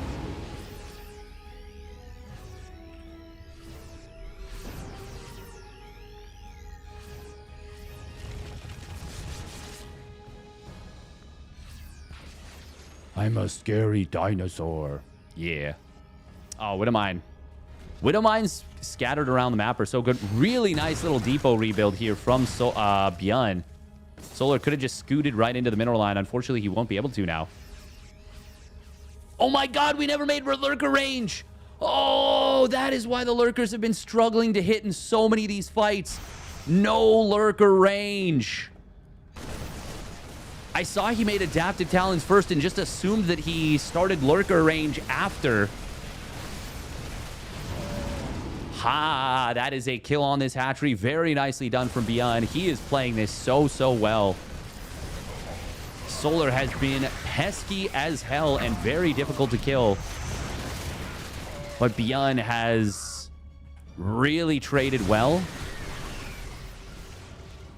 Now Liberator is going to be sieging up Solar. Going to be forced kind of into the army. Parasitic Bomb does land on a lot of these Liberators, but most of the lurkers getting taken out. Final one will fall. Hydra's going to lunge back into the fight. And if this were an evenish game, this would actually be a very good fight potentially for Solar, as he will clear up a lot of the ghosts and going to be able to kill a lot of the Liberators. Actually, all the Liberators. Only 2 ghosts maybe escape. But unfortunately, it's not an even game. He's lost way too much stuff. Way too far behind. ByuN on too big of a bank. And it will go in the favor of ByuN in game number 1. Well done.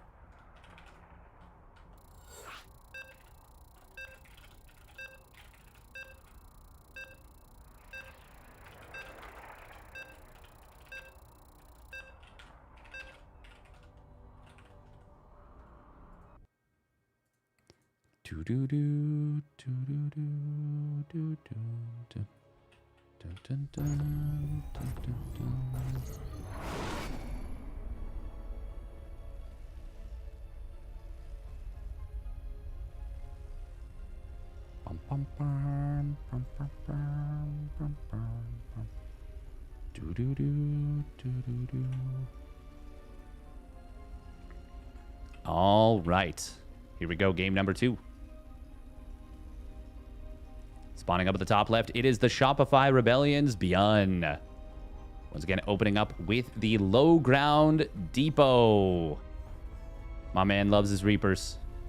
And his opponent spawning down on the bottom right, it is Sola. In the teal. Oh, man, I really wonder about that push on the right side if he has lurker range. I still think it's going to be almost impossible to break that ramp. But, like, he also could have gone a different direction. Like, he didn't need to push up that ramp. He could have gone through the middle. Now, hindsight is 2020. I saw what the game state was. He didn't. He didn't know that ghosts were not really being produced there.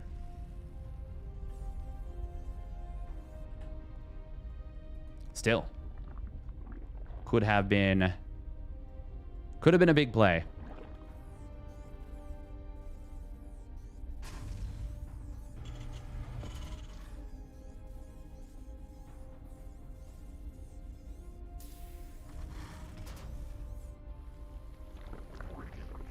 And I mean, it's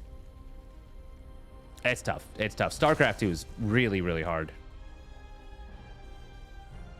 I do feel like that is a rare misstep from Solar, though, the lateness of total lack of lurker range.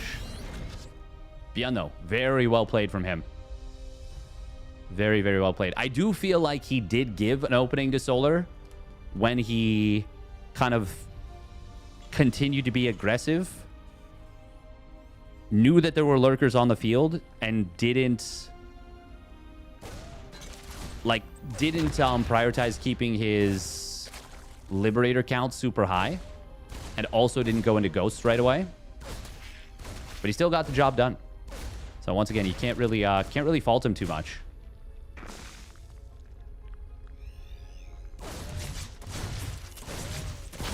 Ultimately, it was a very, very well executed game from ByuN there.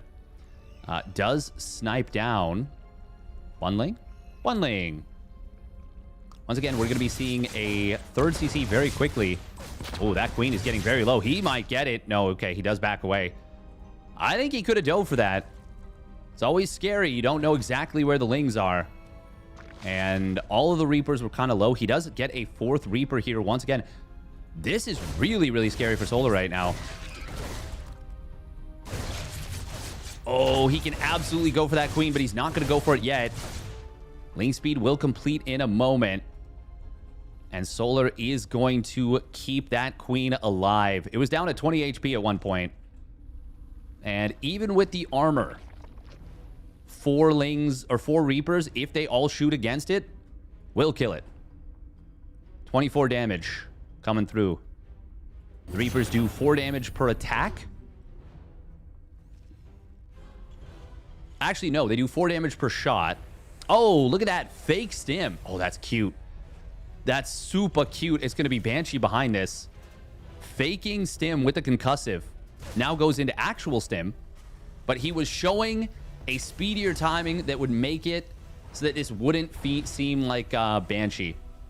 And Solar is going for a Roach Warren. He's going to commit into a Banshee attack. Or into Banshee tech. Oh, this is so smart from ByuN. But Solar is going to check. And this is going to feel so bad for Solar right now. 8 roaches is a lot of roaches to be building.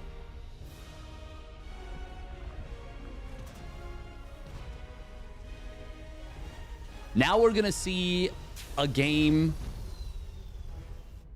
like how Dark used to play when he would build roaches into Banshees. But we're going to see a normal person. Not a normal person. Solar is exceptional. But a normal StarCraft 2 pro gamer try and play this out. EWC announced a new SC2 tourney. Wait, what? What? He does get the kill on Stim.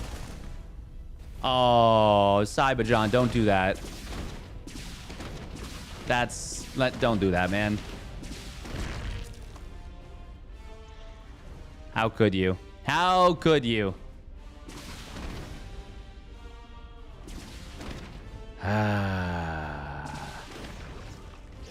Got him.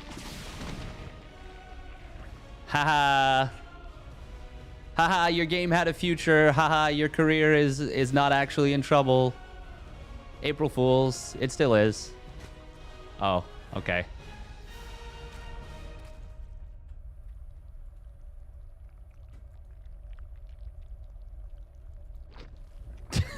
It's all good.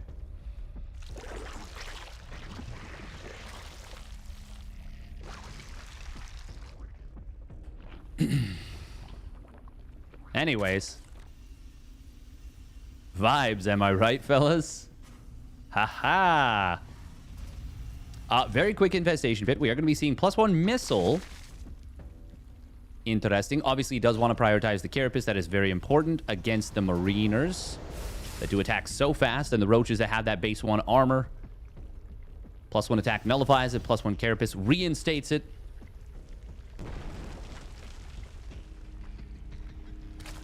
That is a very good point, Sinista. Happy April Fools, everybody. Yeah. Hive coming in. It is a very fast Hive. And I mean, the Roaches aren't the worst thing in the world. They're obviously good defensively. And denying that stim was actually quite nice. I got distracted by meme in the chat.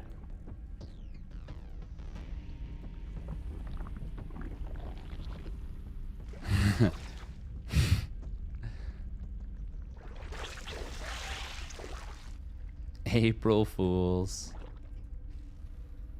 Quite the April Fool, as it were. Oh no, ByuN, please. Okay, there we go. Whew. He did build a second tech lab, which is interesting. He's going to be committing into potentially multiple Marauder production. +1 armor. Okay, yeah, it is. Wait, Banshees? Oh, okay. Okay, at the 4th base. No Spore Crawler. How is that not shooting right now? Oh my god, he's going to get Bane speed. That's pretty nice.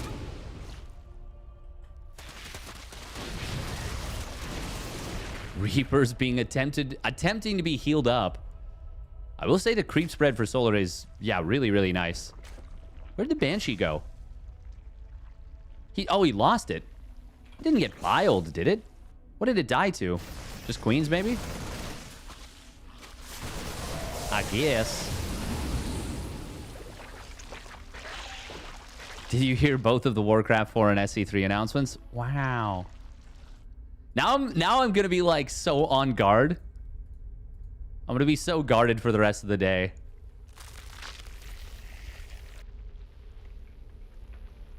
I'll actually get some good news later on, and I'll be like, "Fuck you," and then they'll be like, "Well, fine. I'm not gonna do that then."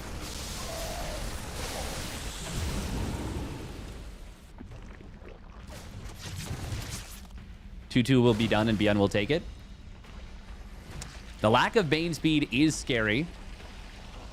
Chitinous plating will be a little bit late for the 2-2 timing if ByuN goes for it. But attacking into Ultras is always a little bit scary. No. ByuN's building more command centers. He's not going to commit super, super hard. He certainly can get aggressive, but this kind of setup usually goes into Ultras anyways. +2 Carapace is also going to be done in time for Solar. The roaches on the top right are not enough to defend this, and that will be a kill on this base. Solar cancels it, so at least he gets the money back, but on the bottom left, losing the base as well, and doesn't cancel. He's knocked back down to 4 bases. That is not ideal. No, the Vipers! Ah, he's going to lose one. It does get the Blinding Cloud off. Widowmine's not actually going to do too much here, but it is everything else that goes very, very well. Killing the base, denying 2 bases at once, and trading just fine. In the meanwhile, also getting the creep on the bottom side. This is a really strong push position for the Terran if you can keep the creep off this. ByuN getting up to 4 additional command centers now.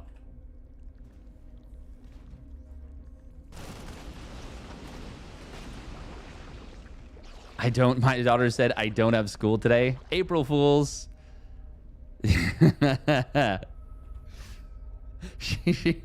She hurt herself in confusion. Oh no. Oh, speaking of hurting yourself in confusion, Solar is going the wrong way. Adrenal Glands not being started just yet. He is going into 2-3 on the melee. Siege Tank will survive. Nope, it is ultimately going to get taken out, but that is a lot of units to throw away for kind of just like 1 Siege Tank. Hopefully Solar does not forget Adrenal Glands. He does have both Ultra upgrades, the Anabolic Synthesis and the Chitinous Plating.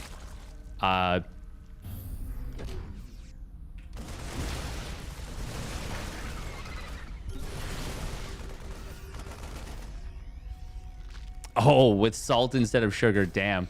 Solar's creep spread is really, really nice in this game. ByuN is going to make it a bit of a priority to clean that up on the right side, though. Able to get all the tumors there with the scan. Nice.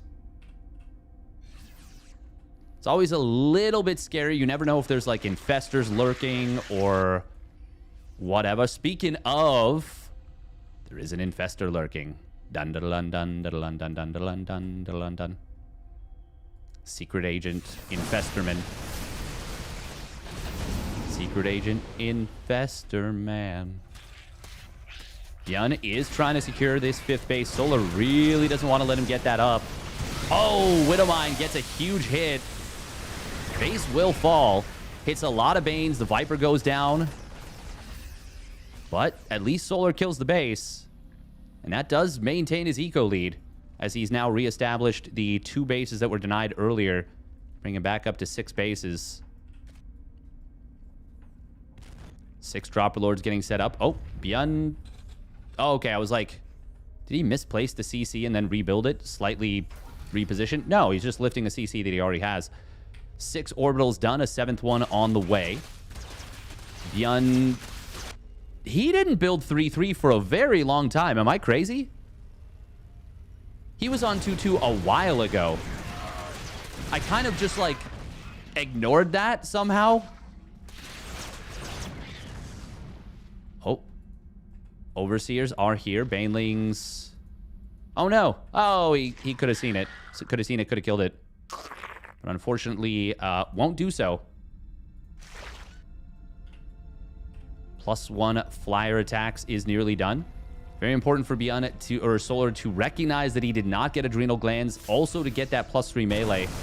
Oh, we are going to see the Dropper Lords on the top right. ByuN target firing them, but he actually does eat some Baneling shots. Ah, the Ultralisk drop harass. Psych. Meanwhile, attack on the left side. Oh, Solar.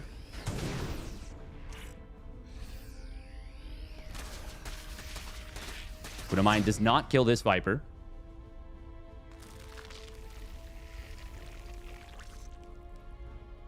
(3-3) used to be expensive. Maybe he hasn't checked the patch.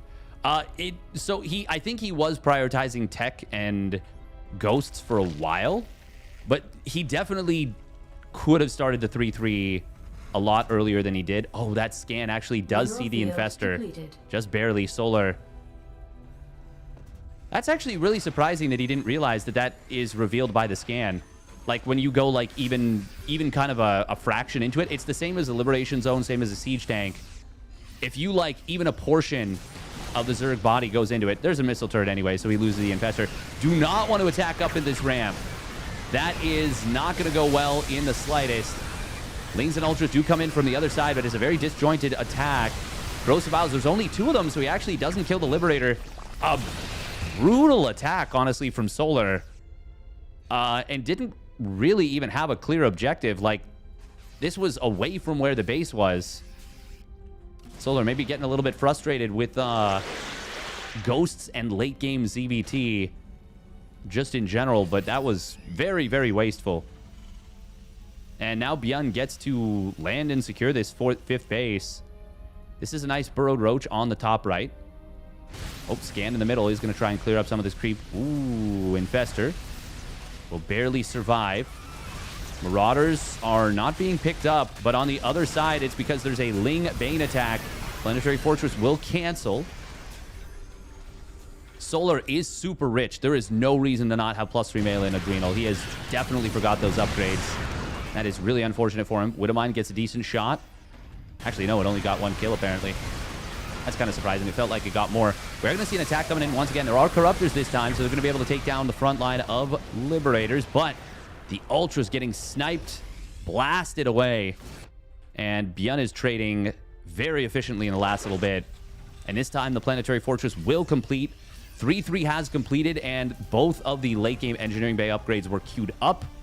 They have now both finished, which means this Planetary is maximum power. Ruby Rock, of course, a very strong siege tank map defensively.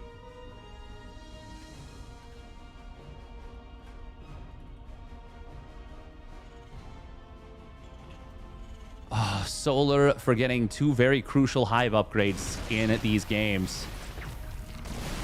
The range upgrade for the Lurkers. Oh, God. Oh, no. Terran players, don't see this. Don't look at this. Don't look at this. You can't. You can't put 2 planetaries at the top of a ramp. It's not possible.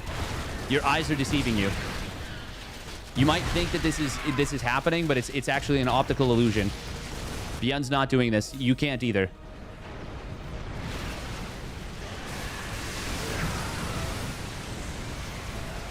We are going to see Banelings getting it on top of this. On top of the army of ByuN, but ByuN is able to keep the Planetary Fortress alive. Even as a couple of Liberators do fall, it is still a very good position for ByuN. He's not remaxing immediately. He doesn't need to, per se. Hey, there's the +3 melee on the way, finally. Still no Adrenal, though. Liberator is still alive here.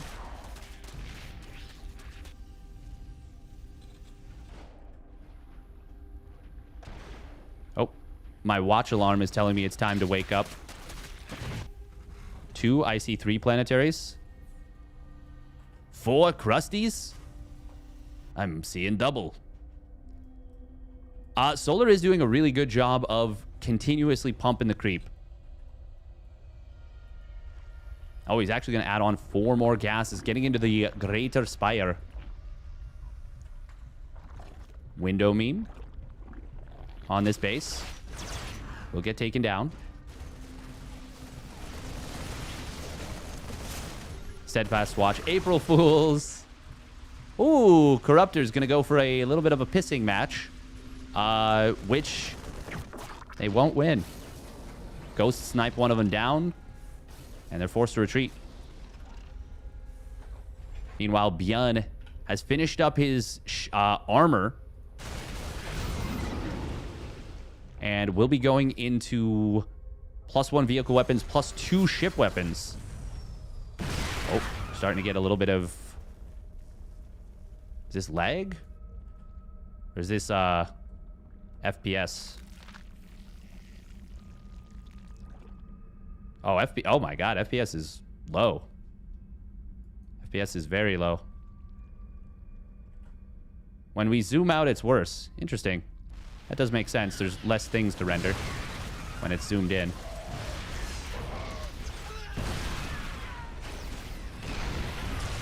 Viper's going to drop a couple of blinding clouds. Parasitic bomb, good split. There's a lot of liberators back here. I don't think you want to be attacking into this. Nah, definitely not. Even with not a crazy amount of supply, it's extremely strong defensive setup supply.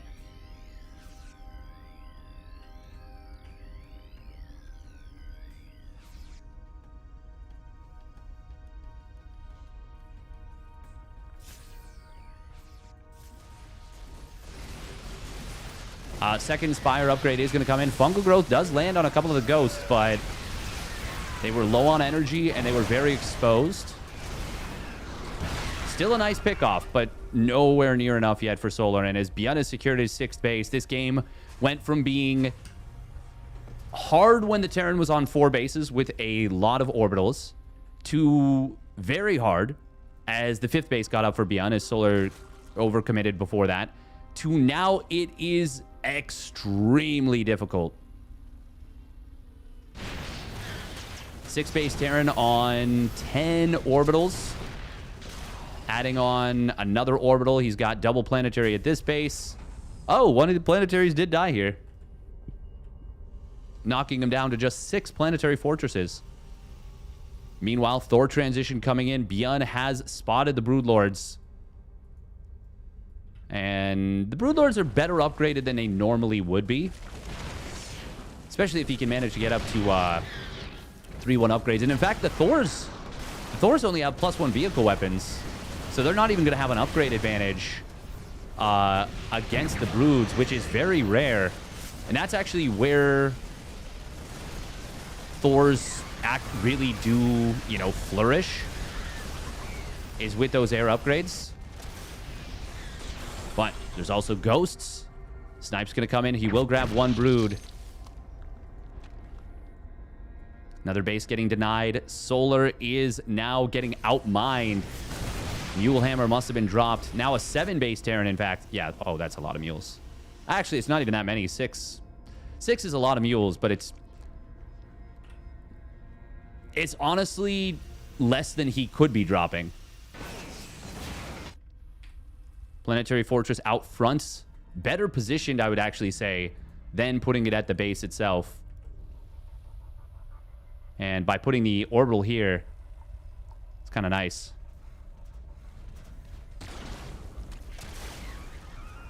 Oh, did the rank reset already happen? Did it? Am I getting pranked again? Damn it. There's that me on guard. Scan comes in, sees the infestors. Ghosts do dodge this. ByuN is going to start to push forward, it looks like, with the army on the top right. Solar pulling back the spores. Nice job.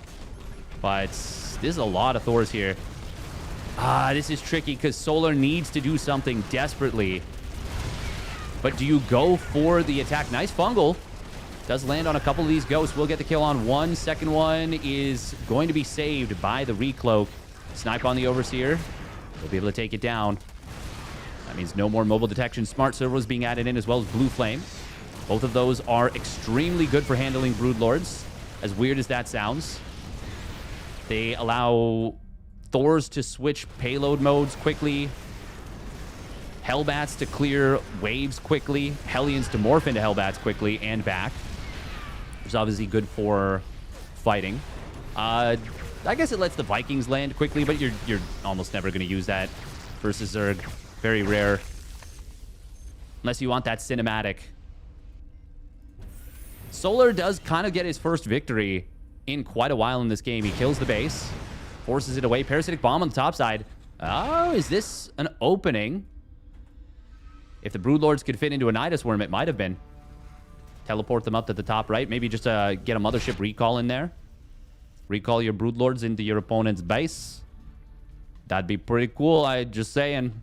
6 more Broods being added in. Solar is down to 61 drones. This is on purpose. ByuN also going to sack some SCVs. He lost 15 and he says, oh yeah. I can make more units with this. And he maybe gets a little addicted, you know? Addicted to the limelight. Both players may end up getting close to 150 army supply. ByuN can get there right now. Adding in his first Hellbats. Which once again is very good for clearing waves of Broodlings. Oh, and we got nukes. A shiver just went down Solar's spine and he doesn't understand why. Really nice changelings right here from Solar.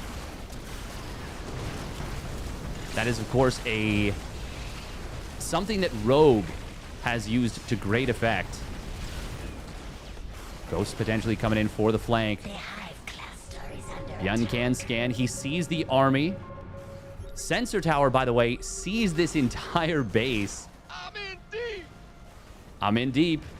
Says the Hellion? Hellbat? I don't even know. Siege tank. Oh, Solar forgot Neural Parasite. Speaking of which, he still has not built Adrenal Glands. I don't think that is going to be the determining factor in this game. But there is a world where it could be. He's got a lot more minerals than gas. And Zerglings can be a very potent tool to rebuild on.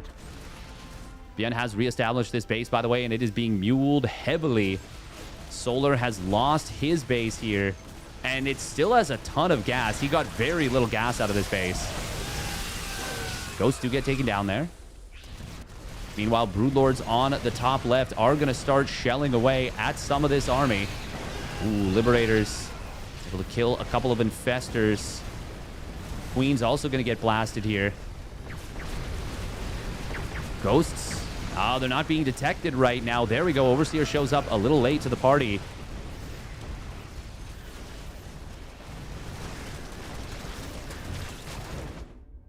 But Solar will ultimately break the position. And if he can kill this planetary, that would obviously be really nice. He does have +3 on the Broodlords, but not enough damage to break through. Would have had to stick around a little bit longer. Fungal growth still will land on some of the ghosts. Oh, very nice fungals. Hitting the Vikings as well.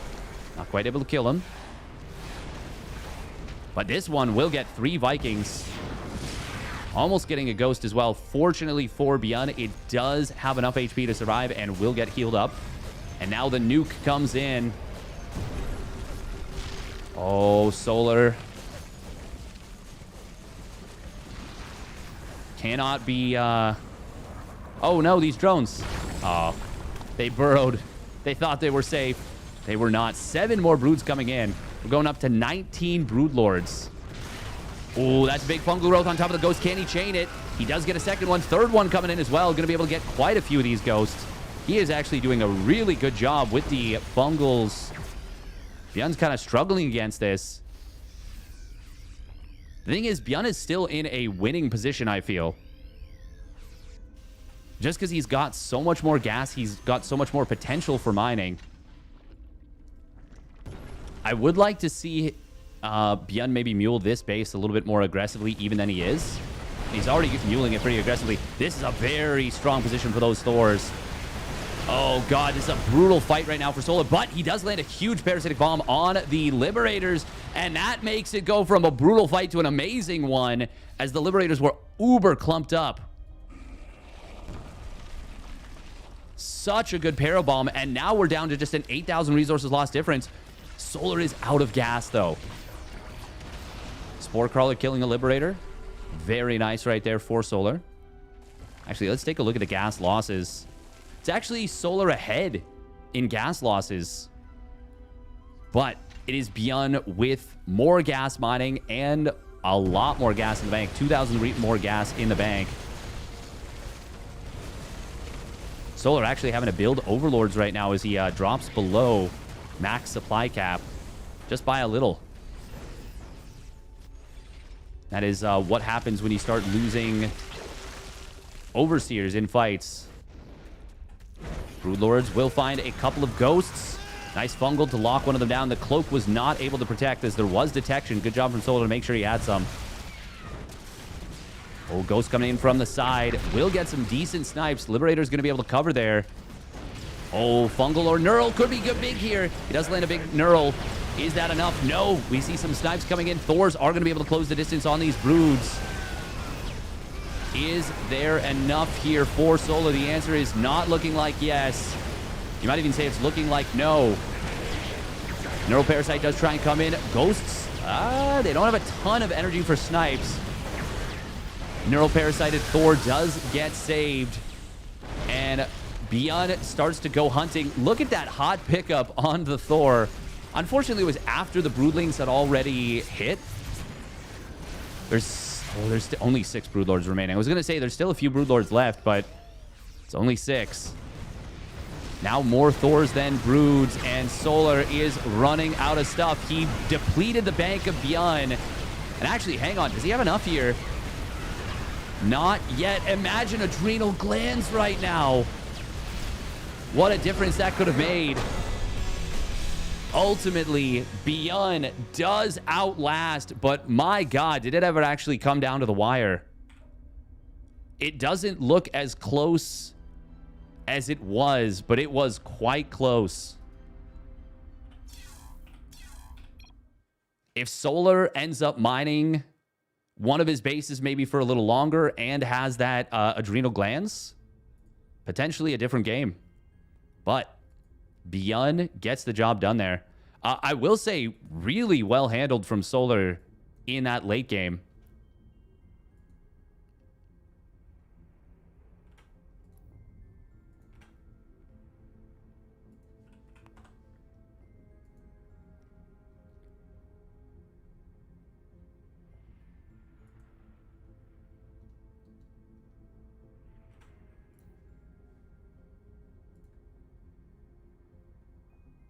Now, I wonder if it goes straight into ByuN Clem, or if we end up waiting a little bit. Kira is up 1-0 over Shin. Ragnarok, as he's currently saying. Mothership is now morphed from Nexus.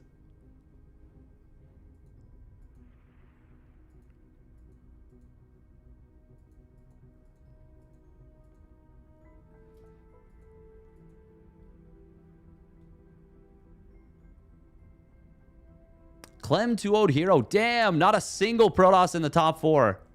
Actually, I mean, Clem is... He'll play Protoss most likely against ByuN. But still. Damn.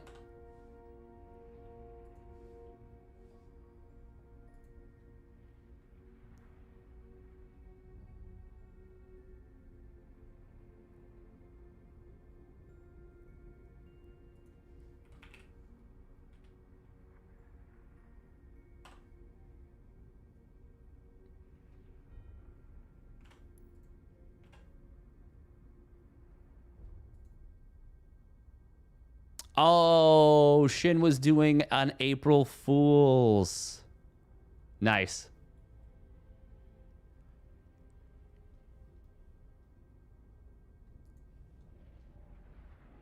Man, they should buff toss. Heh.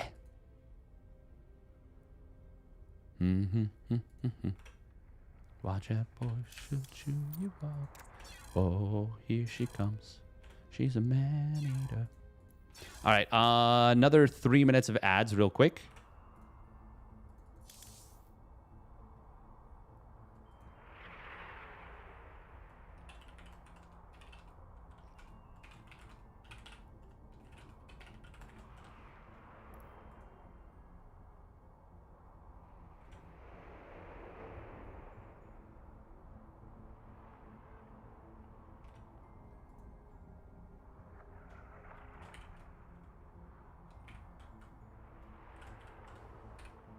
All right, so they are going to be waiting for the other match, so we will get back over to the KR server.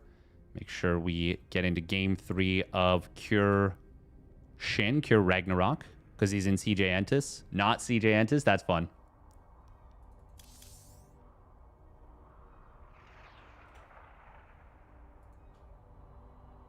Oh, okay. Hope you guys are enjoying the stream, by the way. Yeah, Niagas. Yeah. It was a good one. That was a very, very nice setup.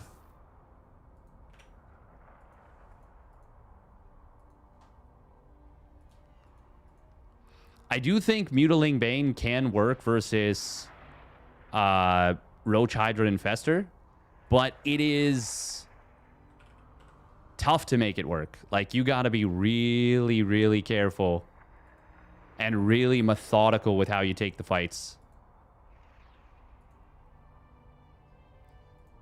But I do think it's doable.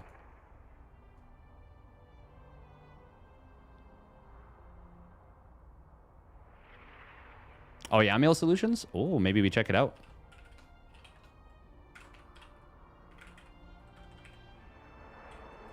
You know, we're going to put Cure versus Ragnarok because, yeah, that's fun.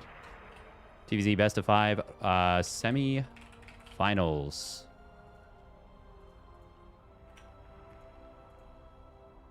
Hope everybody is enjoying, by the way. Hope you're having a good time. Bum, bum, bum, bum. I gotta pee, but I don't know how close the game is to ending. And I really don't want to miss it. And I don't want to miss a thing. Ooh. Cure got the deny on range for lurkers.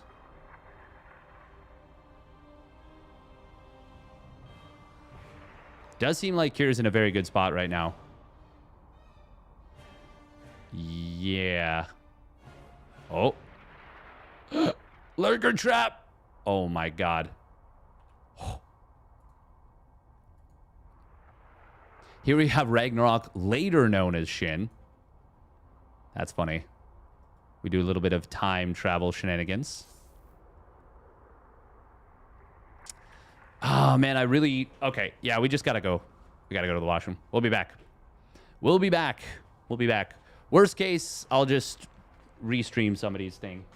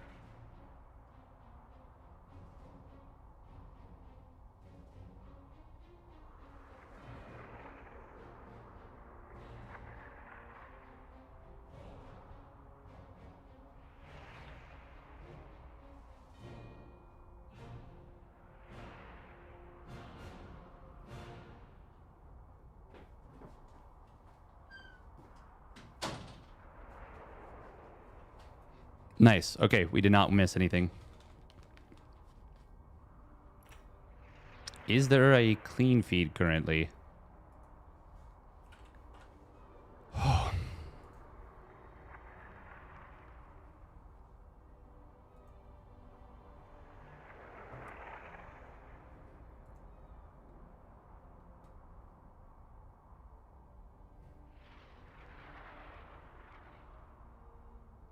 It is very close right now. Overseer's getting to Overseer mode. Nice little...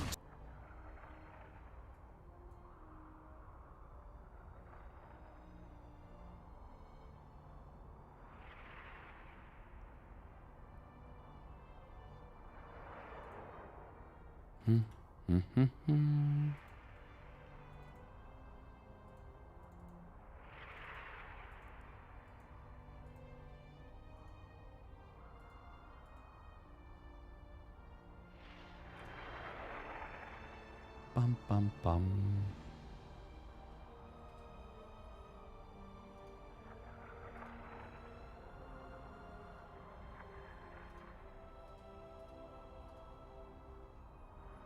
Looks like Raggy did battle back here a little bit. Raggy Narok. Oh, Lurker getting found in the middle. Really curious what happened here because it seems like he was not in a great position. I mean, it still seems like he's not in a great position if you look at the minimap, but he's ahead in supply. Oh, wow.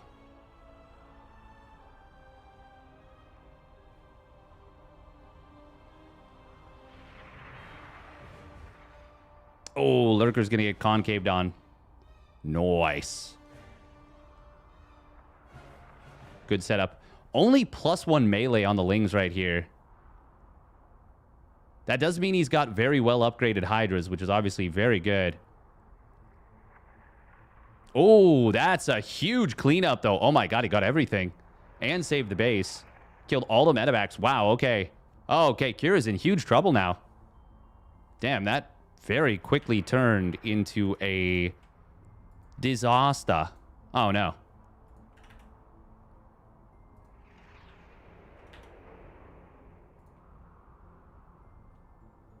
Sorry.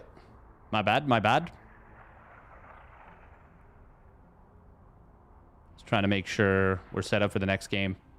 Ooh, nice little Lurker play on that planetary. And he is going to get this command center if he wants it. He could lunge for it. Does kill it. Does get a... No, he ducks the Liberator, but he doesn't kill it.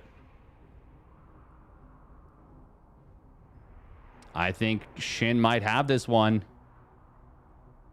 He is surging forward with a lot of Ling Bane Hydra. Not a ton of Banes left over, though.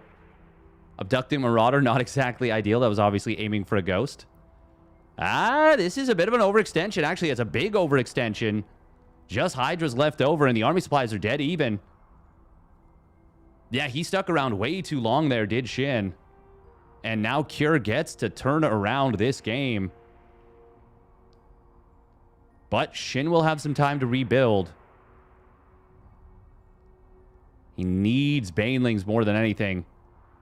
Oh, that's a very nice Blinding Cloud. But unfortunately, not going to be able to get the Abduct on a Ghost, I think, that he was looking for. It looks like it reached out its little tongue.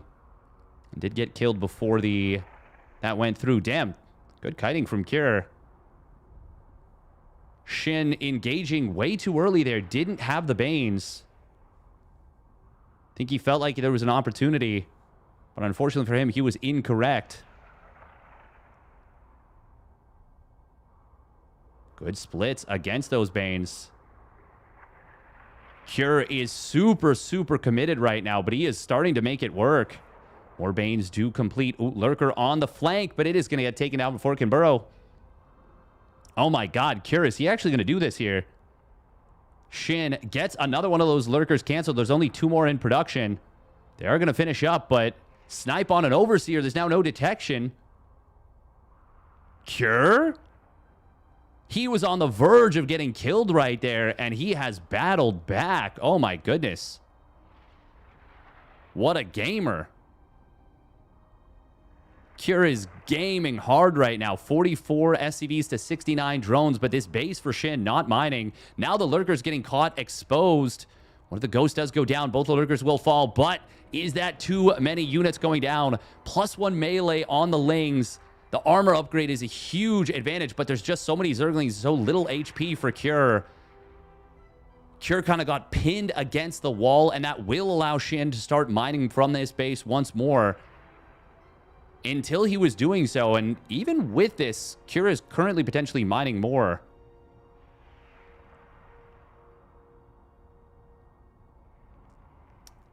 Do believe this is Indies observing.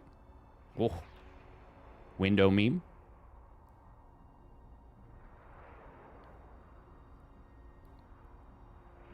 Damn, this game is actually so close. Shin was in such a good position, but he went too deep with the army, and Cure defended and turned it around on him. Looks like this has been a banger of a series so far.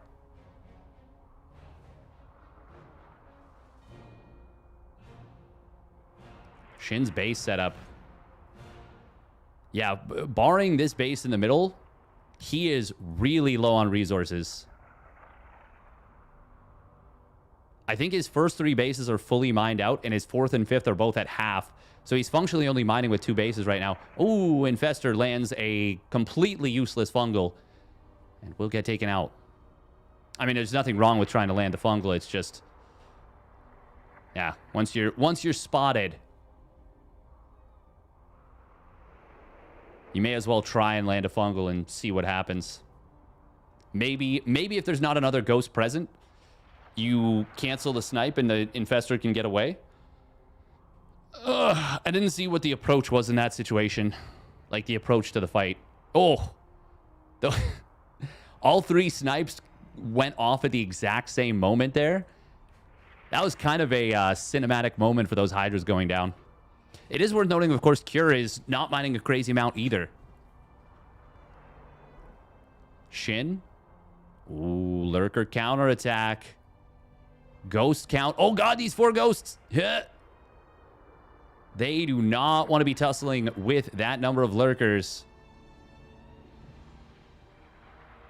Not with the damage they just took. This Planetary Fortress is in some trouble. Cure is locking down this base for the moment, but Shin has that new base ready to mine from a 7th base. Ragnarok going to go for the fight here. There is a very small amount of bio. Little mine drag into the army. Ooh, that second mine, though, does get a good hit on the Lings. There's still so many left over. Parasitic Bomb is good. Liberator does show up. Is there enough time to save this base? Snipes just in the nick of time. Will be able to keep this alive, and he gets all the Lurkers. And once again, Cure with a clutch hold. Insanely clutch. That Planetary was so low on HP. Damn. And now Cure once again has a 4 army supply advantage. What is that? The 4th or 5th, 3rd or 4th base fully mined out. 4th base. That's a 4th base for sure. 5th base getting close to mining out. Oh, Lurker Trap. Lurker Trap coming in. It is a big one. That Pervert Pillar has been the death of Cure in the last 5 or 6 minutes. He has gotten so many armies, had so many armies getting trapped and caught there. And just like that, GG is called. Wowee zowie. Oh my goodness gracious me. Holy moly. Well done. Do you have any MMR goals this season, like to get a new peak, for example? I mean, there is no way I'm getting a new MMR peak at the moment. Because my MMR peak was almost 5.6k. But I actually do have an MMR goal, which was to get to 5.1k. Well, actually, it was to get to 5k. And then I did. And now it is to get to... And then it was to get to 5.1K.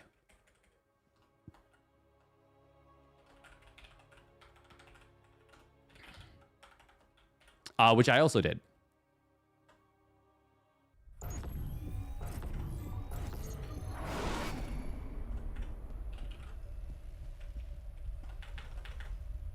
All right, we are going to put a prediction, even though the series is underway. Obviously, there was no game volume there, but there is now.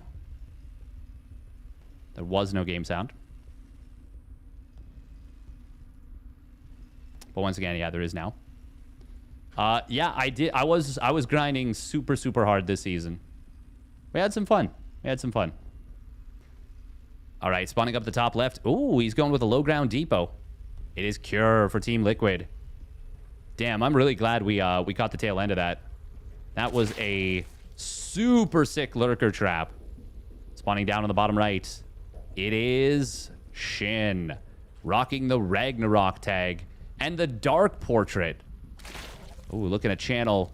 This is clean-shaven Dark. Villain Dark, if I may. Okay, is this going to be 2 Racks Reaper, 3 Racks Reaper? Cure is a player that will play both. And I do like that. I think the way he plays the Reapers is very different from ByuN, but better when he switches between the two. But no, that's not really so that's a trap. Roxas Ragnar. That is a huge trap to be like, okay, I just attained this. Now immediately thinking of the next goal. For some people, that is totally fine and actually a very good way to go about, you know, improving. But like thinking like, what's the next step? But I'm not trying to become a pro gamer again, you know? I never really was, but like there was definitely a time where I was like, you know, going super try hard. And that was specifically when Legacy of the Void came out.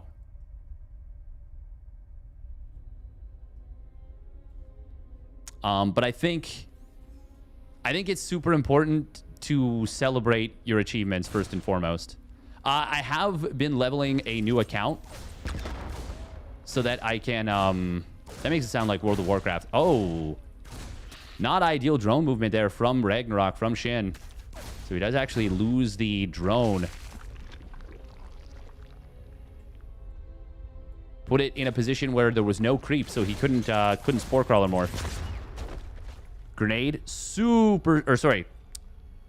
creep tumor, super valuable right here against this 2 Racks Reaper play. Cure did go for an early Marine here in order to deny this Overlord from scouting in. Oh, nice job from Cure. Just kind of jumps to the low ground to get vision. This is where this creep tumor is so valuable, by the way. Allowing the queens to maneuver right up to the edge. Steadfast is smurfing confirmed. I had a player that I played because I was just 12 pulling for like the vast majority of the games just to, you know, finish them quickly. Because I don't want to smurf. I would rather just end the games as quickly as possible and not like not like subject people to torture, you know? But I played one guy and they were mad, you know? Like, I don't know, like 3.8 or something. The Mercy route. Exactly. Roach Warren, 2 more gases. Very fast layer from Shin here. Yeah, that's exactly it. I didn't want it to be like a... rightfully so to be mad, in my opinion. Okay. Ooh. Ripperino. Hey, welcome, Juanito. 1-0 game? Maybe. Maybe.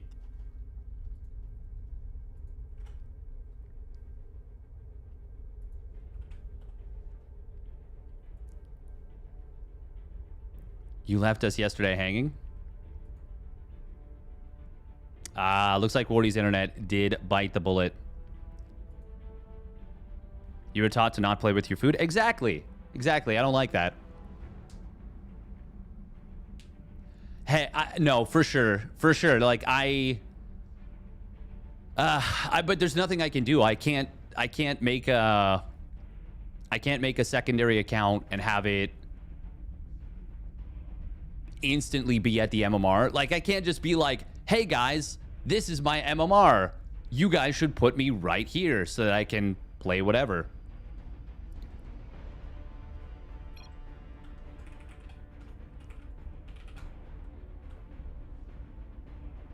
What's the topic? Oh no, leveling a new account.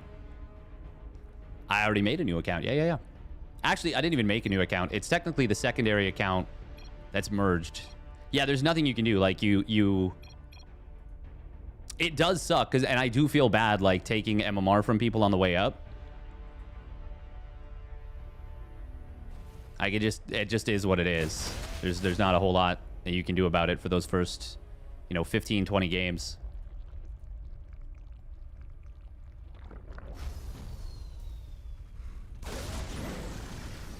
But no, it was just funny because the person was like, playing like this, like, you're not going to learn anything.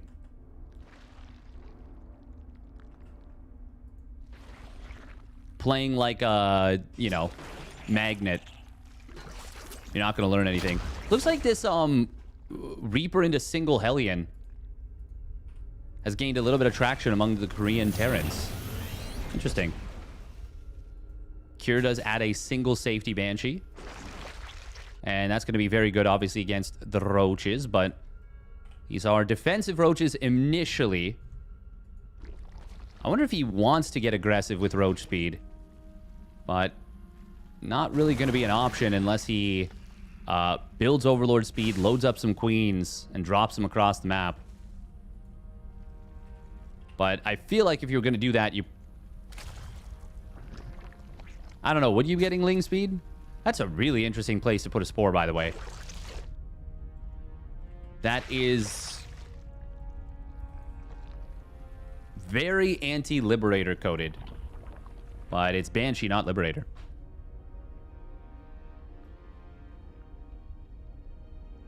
My friends don't really have to know it's a bug. Heh. So the season then is over. Okay. So it's a new season. Nice.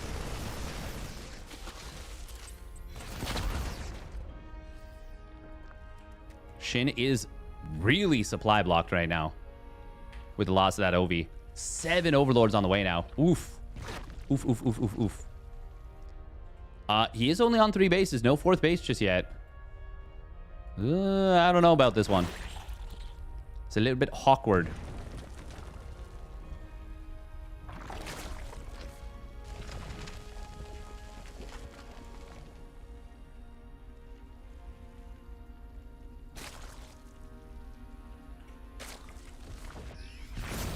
Attack on the right side. Oh, gonna get a cancel here just instantly.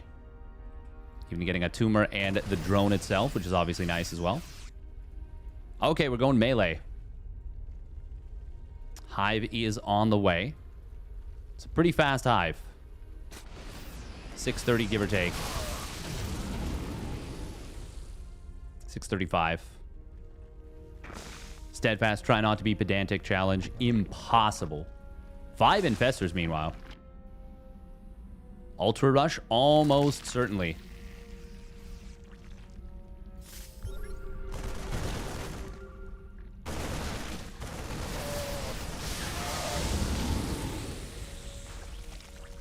Oh. Cure will complete his 1-1. Does already have combat shields done. Secondary drop is getting set up on the left side. Spine Crawler at this third. Spine Crawler is often not the best versus Terran, but they're not completely useless. Just mostly. Just mostly. Adrenal glands. Oh, okay. There is another Spore here. He repositioned this one from the natural. Nice. Shin just now getting this 4th base actually mining. It is so freaking late. And already you see a siege tank push getting set up to the top right. Try and go after that. Fungal growths are available here. Cure does scan and sees this. Shin does not have a ton of creep spread. It has been pretty heavily pushed back, pressed back.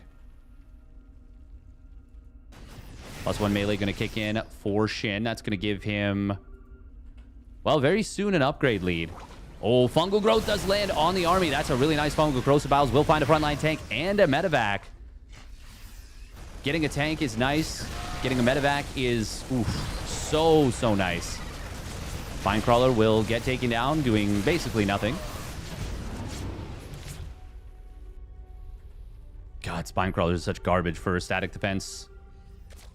To be fair, it's the healing that makes them really suck. Like, the healing that makes it very, very difficult for them to get value. Corrosive Biles. Oh. Does hit a Marine.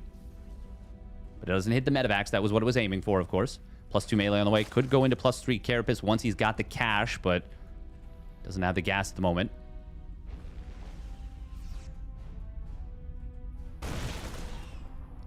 Oh, there it is. +3 Carapace. Now, there is going to be a timing with Chitinous. 12 Marauders on the field, 3 Siege Tanks, 1 Banshee. Not a whole lot that deals with Chitinous Ultras particularly well. This is going to be a very strong timing from Shin. Nice job. It mitigates that first Widowmine. There's a ton of bio here. Tank is set up in a good position, but it is going to get taken down by the Ultra. Huge Fungal connecting.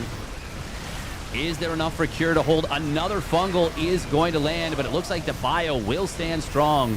Medevacs are very shy, very low on juice. Oh, Banshee sniping down the Infestor before it gets back up to energy for Fungal. Really, really well done by Cure. Shin does kill 20 SCVs, but Cure has 100% held. And that was expensive for Shin. Cure now has his 2-2, goes up into 3-3. Already has the 4th base. It is still up and running. Planetary Fortress done. Double sensor tower is obviously an oopsie, but that's pretty fine. Not a big deal. It's expensive. Gas buildings, you don't want to be throwing those away, but not the worst thing in the world. 3 spines is a lot better than 1. You're going to be able to actually kill Marines as opposed to having them just slowly get whittled down and not killed. Also, especially if you run up the ramp like this, you'll be actually running into a concave of spines. Baneling speed will complete in a moment. Shin is on 5 bases, but Cure is also now taking a 5th base. Also, the Reapers are still alive, or a Reaper is still alive. Cure setting up in a bit of a pre-spread here. Lings, Banes, and a singular Ultralisk here. +3 Titan, or +3 armor going to complete in a moment. Oh, Widowmine's very much rallying forward for free. One of them does go off, but it gets a huge hit. However, that's really, really expensive for Cure. Losing a lot of relatively very important units against Ling Bane. Especially since he has committed a lot of his factory time to this. Meanwhile, on the bottom side, these Ultralisks, they might be able to blast through here. Do you want to commit for this planetary? I actually don't think so. Canceling these 2 CCs is nice. Parasitic Bomb did go off, but Cure was able to split pretty well. Good job loading up some SCVs into this CC just to save as much as he can. By Cure. Ooh, Widowmine. Oh, it's a big hit. 11 kills. Could have actually been a lot worse. Hopefully, Shin does remember to get +3 melee. Blinding Cloud getting set up here. Overseers splitting up against this. Oh, nice little Blinding Cloud against the Marauders even. Ling's flooding forward as well as an Ultralisk on the right side. Going to be able to cleave through some of these units. Cure is just remaxing on pure bio. Well, remaxing is a strong word. Rebuilding pure bio. He is a ways away from remaxing. And that is going to be particularly difficult to hold on. I don't think he can keep trying to secure this 5th. I think he needs to pull back and sit on 4 bases, get some ghosts, try and take some good defensive fights. I think trying to take the 5th is a losing proposition. Shin gonna get in here with some more Lings. Could even theoretically burrow Banes in the middle line in a moment. Yeah, there's burrow. Just now completed. +3 melee is on the way, as well as +1 flyer attacks. So Shin has access to Corruptors now. That Banshee has been alive this whole game. Only 6 kills. Literally, as I say that, it went up to 7 as he killed a Morphing Bane. And an 8th, as I said 7. Wow, amazing. 6, 7, haha. And it dies. God damn it. I was going to say, it's been high-value kills and providing us a weirdly good amount of security.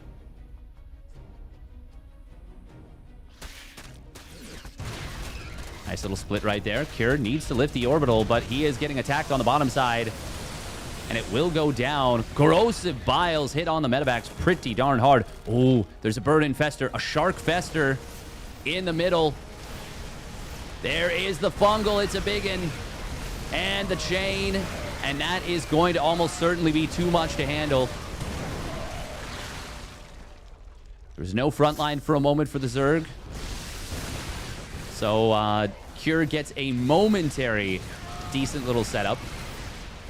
But Shin has killed almost every medevac, down to just 2 medevacs. If he just loads up with a little bit of, well, really just waits for these 5 Ultras to pop, makes them Ling Bane, he can just crash in on this planetary and end the game. Oh, we even have a Bird Infester here. 5 Widow Mines on the right side, defending functionally nothing. If they were all on the bottom left, he could pray for the biggest mine shots of his life and maybe hold. Then that'll give him enough time to get him into some more medevacs. As it is, I mean, there is an army supply advantage for Cure, but it's not high-quality army. Bio is good, don't get me wrong. Shin, it seems like he does want to wait for his +3 melee, which I don't hate that at all. Hopefully he realizes how good his situation is and doesn't let Cure kind of get back into this game by not pressing the issue. I actually do like the addition of Broodlords here. Cure does clear up some creep. Shin, not a big creep guy. You know, he's not as creepy as he could be. Haha. Dropper Lords being sent to the top side.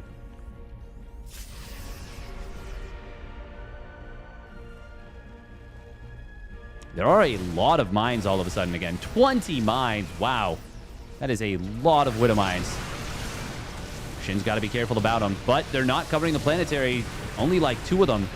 So he just kills them. Not a big enough creep for me. Yeah, he's not a weirdo. Not a creep, not a weirdo. That is a lot of bio here. Blinding Cloud is going to get dropped. This is maybe not the fight for Shin.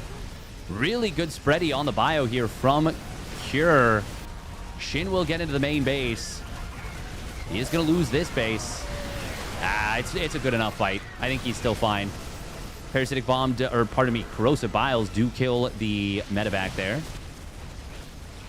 Ling's not able to kill the orbital. Shin really just needs to remax. That's kind of it. But, I mean,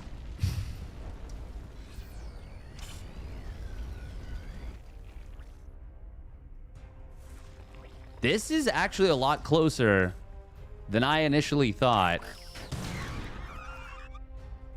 Oh, retarget right there from Cure. Widow Mines. Yeah, getting some decent shots. And if Shin can't kill them here, they're just going to rearm, and he just throws away a lot of Lings for not a whole lot of gain. Burrowed Lings. Oh, he's looking at him. He's looking at him. He's thinking. Meanwhile, little re-engage on the bottom side. Medevac count has been kept in the dirt. Broodlords would end this game right now. He's got the right idea with Broods, honestly. Shin is continuing to go for Ultralisks and Lings. Ooh, big attack on the top right. Ultralisk going to try and be targeted down. He will get both of them. Drones are going to stack up and pull into the mineral line. And with only one medevac, he actually doesn't have the sustain, so he does get pushed back. Corruptors will intercept this. Potentially. Does eat a big mine shot on the Corruptors. Shin's just going to win even without making Broods, I think. Could have been a lot easier if he'd gone for Broods here.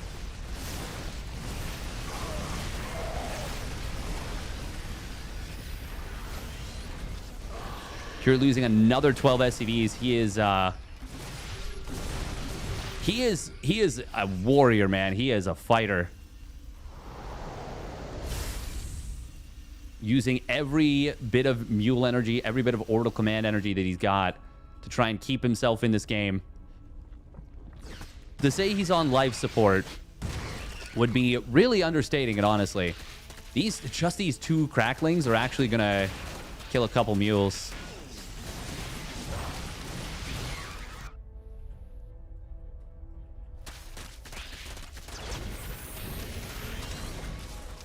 Shin, it would be so nice if we made some Broods.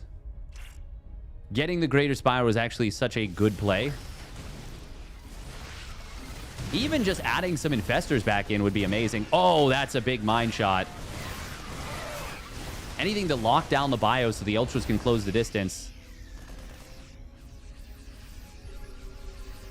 I mean, even now, like, this is still Shin very much in control of this game. But he could close it out. Oh, there's an Infestor. Just one, though. Ooh, big mine shot. Liberator has been added in. Another one as well. Fungal growth does land, but it's not an amazing fungal. It's okay.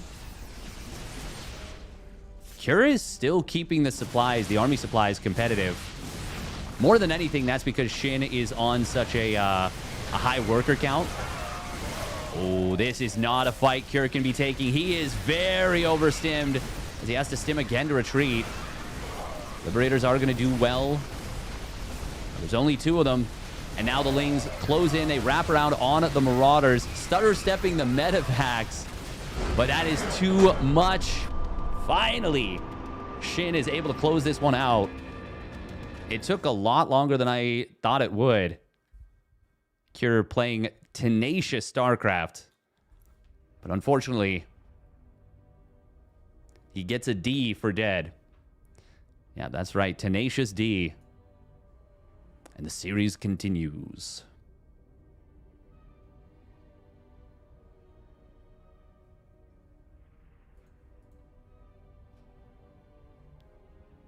Ba-dum, ba-dum. Ba-dum, ba-dum.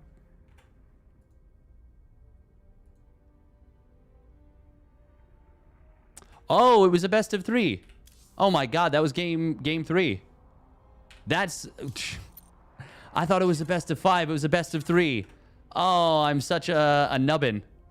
I was thinking last night Pegasaur best of 5 semis. Wow, that was the rubber match. Okay. Okay. Da-doy. Wow. What a noob. What a noob.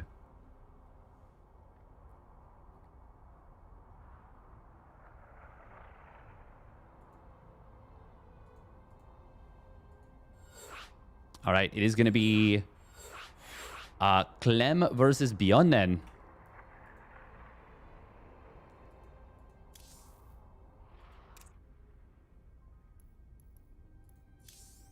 Ooh, okay. We have bookmarked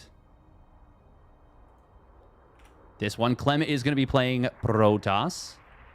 Yeah, no, that was me. That was 100% on me. It is a best of 3.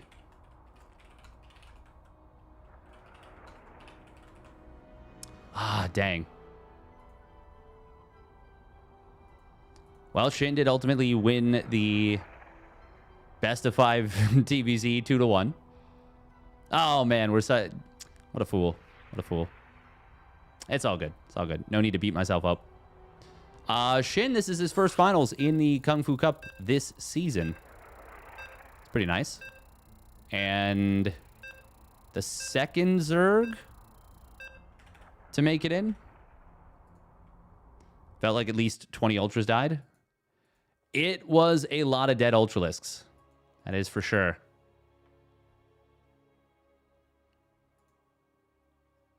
Silly fast. It's true. The silliest fast. We'll win this best of 3 PBT semi-finals. Clem in the Protoss. ByuN with the Terran. I'm actually really curious to see how this one will go because it does feel like this man's been really good in this matchup of late. Oh, we're going to have something interesting in the middle. Shopify Rebellions, ByuN, setting out an early SCB. It's instantly scouted. And his opponent spawning down on the bottom right for Team Liquid. It's Clem with the instant scout. And now we've got an oops. Hi.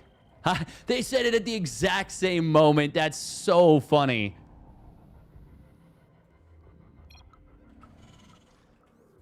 God, that's actually hilarious.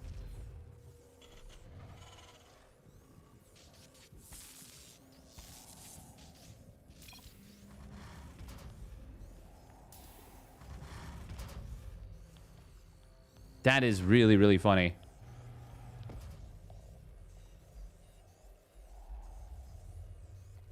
Do do do do do do. Ba-dum bum ba-dum bum.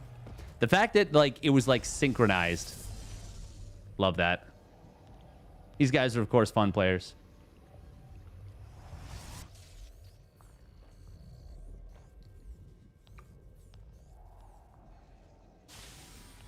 Fun players, enthusiastic. Generally speaking, very smiley and charming.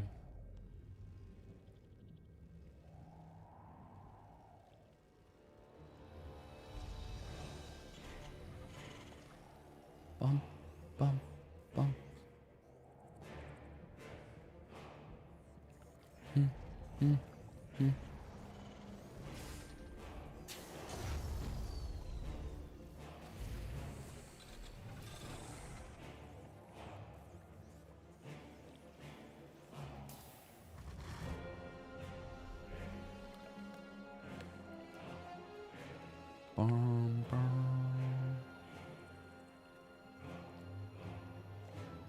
It's really, really nice to have that comparatively.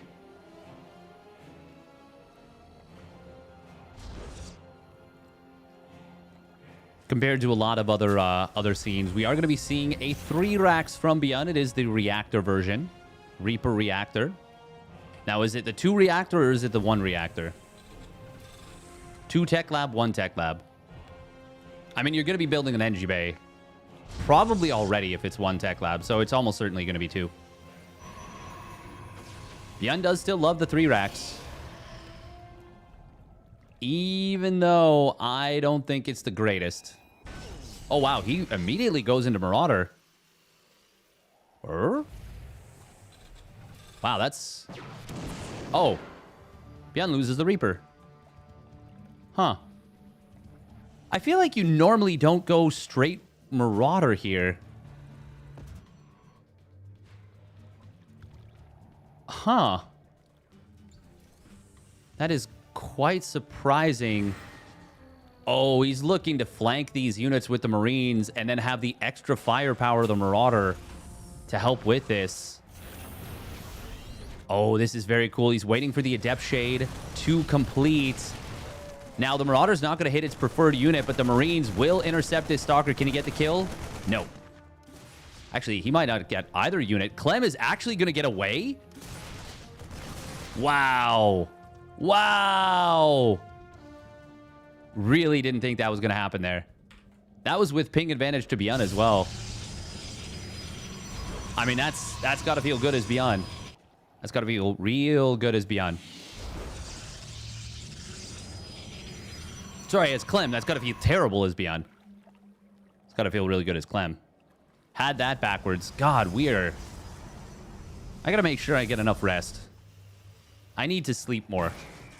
Just as a general rule, I need to sleep more. Did Clem realize this is a 3 racks? I think so. He's building an Immortal. He's already got a shield battery up. Blink is going to be done, but he has not been able to kite the units of his opponent. Okay, now for sure he knows. I think he already knew, to be honest. Oh, it's an SCB pull. This is going to be scary. This is the strongest a 3 racks can be with something like this. Basically, you got to cross the map for free. Shield battery is instantly going to get abandoned and depowered. Immortal is out. This is feeling very strong right now for ByuN. Stim forward coming in once again. Shield... Oh, Sentry getting a good force field on the ramp.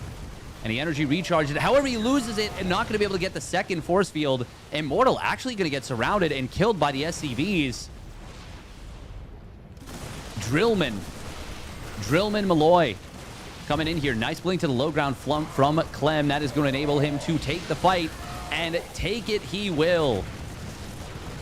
And with taking that fight, he will take the game. Almost certainly. ByuN is adding 2 more barracks. But he can't play this out. Oh, hang on. He does find... Oh my god. Did Clem blink forward into him? Wait. We can't be throwing away like 3-4 stalkers like that. That one force field turned the game 100%. That was probably a game-saving force field. 3 stalkers going down is really, really bad for Clem. He still hasn't rebuilt his robo either. This could actually still be dangerous with the loss of those units. Clem is building additional gateways. He's got charge done. ByuN is building an engineering bay. This has to be just an attempt to defend against ETs. You're no way in hell getting +1 weapons with this. That is never going to complete. Speaking of upgrades, armor, weapons, all that, Guardian Shield going to be available for Clem in just a moment or two. Does not need energy recharge. It will just be available. There it is. He just got up to 76 energy. Guardian Shield going to be really good. He draws force fields instead. They will buy him time for the stim to expire, which is obviously very good. Gateway is going to go down, but more and more are being built. Yeah, this is still going to be completely fine for Clem. Even with the loss of those stalkers in the middle, it was still enough of a hold before this to make this game, well, make this a 1 game. Well done by Clement. War Prism would have been a good choice, except that he's playing to West server, so it would have been a lot more difficult to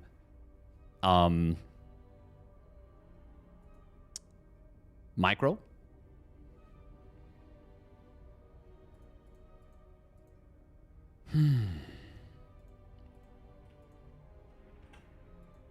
Mama la micra. Malem. Malem indeed. All right. 1 minute of ads now. Hopefully, we don't need to run ads during the game, but if we do, they will only be 30 seconds as opposed to a full minute and a half. I think there were a few seconds where ByuN could have attacked after catching the stalkers and maybe won. Looking at the supplies, maybe. But once the gateways came online, I mean, it just was never going to happen. Yeah, I think focusing on the Guardian Shield is like, it doesn't even matter. Like, at that point, he just has too much stuff. Guardian Shield obviously would have been really good, but I don't even think it was the wrong choice to go for sentries. I think it just might have been more right, potentially, to go for Guardian Shield. But once again, when there's two answers and they're both right, who cares if one of them is slightly more right? That was Clem winning with ping disadvantage, by the way. Now he gets ping advantage going into game number 2. Spawning down the bottom left for the Shopify Rebellion, it's ByuN in the blue. And his opponent spawning up the top right for Team Liquid, it's Clem. Malem in the red.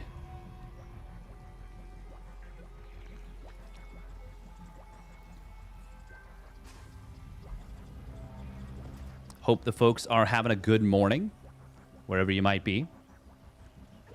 Feel bad for Wardy that he got disconnected. His internet pooped the bed. Always feels bad. Always feels really, really bad. I think I'm going to try and run some diagnostics on my RAM today.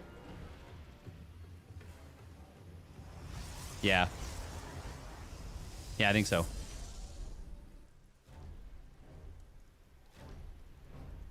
There's a Blue Jays game at 1:07 today. I will watch that on definitely legal means.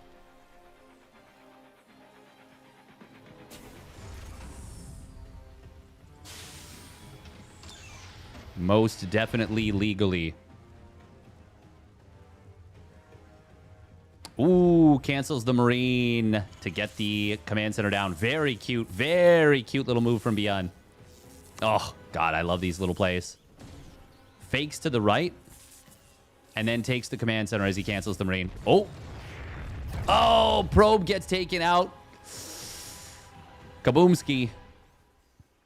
Very nicely done from ByuN. If Clem had kept attacking with the probe, he might have at least traded out for the SCV. But he thought he could get away.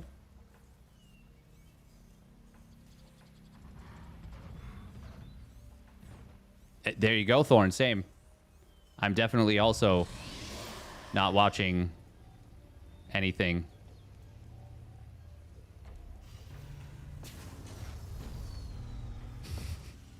In a way that is not legal.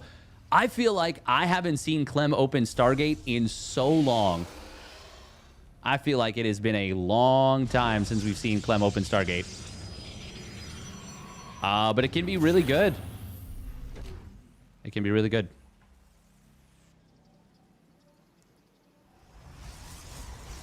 No, the Toronto Blue Jays play today at 1:07 local time. Actually, it's going to be really interesting to see if people, like, do any practical jokes or something for broadcast. What is he opening?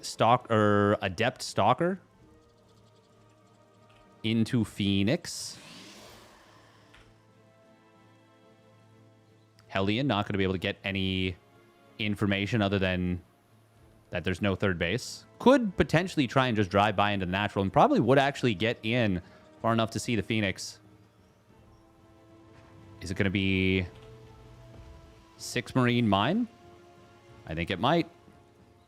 Looks like it. Or just a 7 Marine drop straight up. Allô? Bonjour.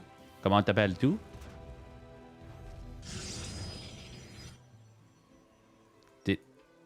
SCB ready. Mer?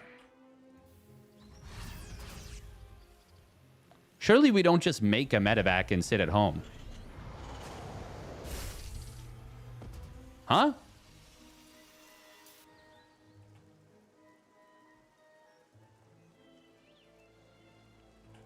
I guess we do.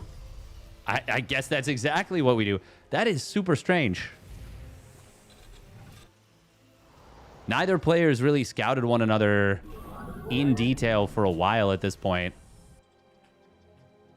Oh, it's going to be Phoenix into Blink. Just 3 Phoenixes being made for a bit of security. And hoping that a medevac comes across the map.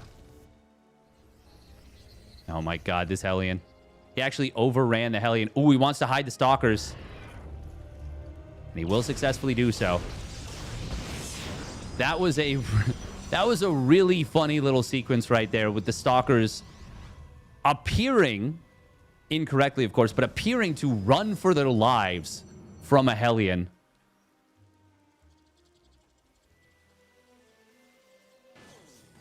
Yeah, watch out. He's got wheels. They look down at their little weird pony-ass legs. Get me out of here.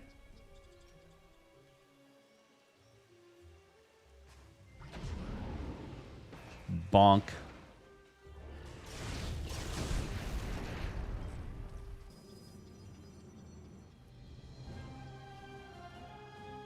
Doo-doo.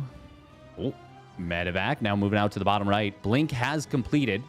Clem is getting into +1 weapons. No charge started just yet. Oh, there we go. Ooh, a couple of medevacs are going to pop out. We are going to see the Phoenixes dumping their energy into killing a couple of SCVs, but emphasis on just a couple. Oh, that is going to be a very nice pylon potentially on the right side. That will complete in time for the medevac to fly by. It does take a while for 3 Phoenixes to kill an SCV, so he's actually not able to dump his energy as quickly as maybe he would have liked. Ooh, sentries were added into this army. I didn't even realize he warped in a bunch of sentries. Force field's going to get dropped once again. Guardian shield is helping a lot, and Clem is taking a really good fight here. But on the other side of the map, oh, the Stalkers did warp in to be added to the army, so there's actually nothing to deal with this drop. It's got stim +1 and combat shields, but Clem realizes he has enough in the middle of the map, lifts a mine as it's trying to burrow, murders the main army. And he didn't recall enough Stalkers. That's a little awkward. But he also warps in slow. That's also super awkward. Actually, yeah, this drop is done. Oh my god, he gets 2 more Stalkers, 3 more Stalkers. Gonna get a ton of Marines. This drop has actually nullified everything. 14 probes, depowered a couple gates, killed multiple Stalkers, like 3 Stalkers, 3 Zealots. Okay. Well, it's a good thing Clem took as good of a fight as he did. But if he just recalled the Stalkers, like it recalled 7, 8 Stalkers instead of just the 3, I think the drop killed more Stalkers than the main army did. During the ones fight in the middle, yeah, I think you're right. This game is probably over, actually, if Clem just recalls 8 or more Stalkers, because then he's killing that drop without taking any more than the 6 probes of damage he did earlier. Instead, he loses 8 extra probes, the 3 Stalkers that were recalled, 3 of the 4 Zealots that he warped in, and I think maybe an extra pylon. Oh, wouldn't mind drop in the natural.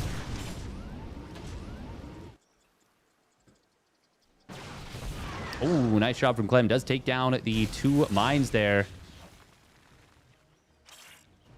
Robo facility or Robo Bay has been added in. I still feel like this is really, really tough for ByuN to make it happen. But SCV pull. If there is a time to make it happen, this is it. Oh, Widow Mines. Oh, Clem.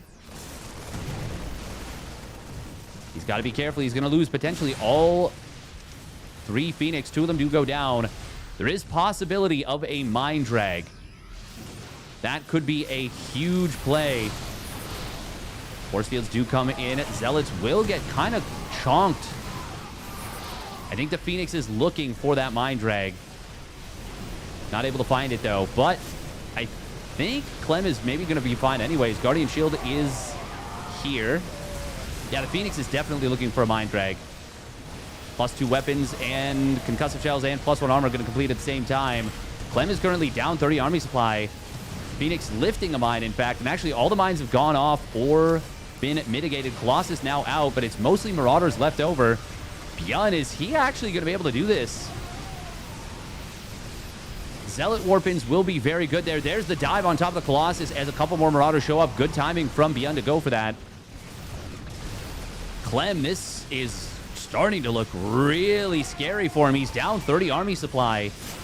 Obviously, Blink Stalkers are good if you can keep them alive, but the Marauder count is so high at this point relative to the number of Stalkers. I think ByuN's done it. What a pull on the SCVs. My God. Wow. That was ridiculous that ByuN was able to win that game. Damn, Daniel. Micro Jackson with the ping disadvantage. Holy guacamole.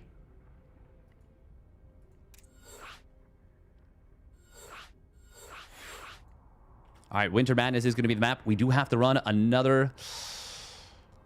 we're just going to do another minute of ads. Another minute of ads, and that should be okay for us. Hey, welcome, Kurt. I'm doing well. That was a sick game right there from ByuN. Absolutely incredibly well done. That he was able to make that happen. Make that work. It looked really good for Clem for a lot of that. But very well done by ByuN.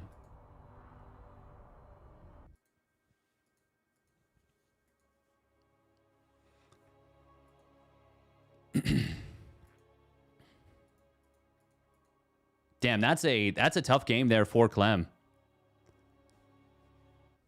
Could have gone very, very differently.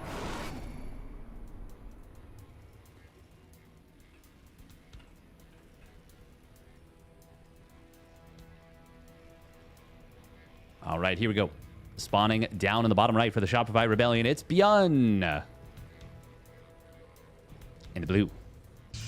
And his opponent spawning up the top left for Team Liquid. It's Clem. Malem. In the red. We could once again have an all-Korean top 2 grand final. The Koreans have kind of been surging forward again on this most recent patch.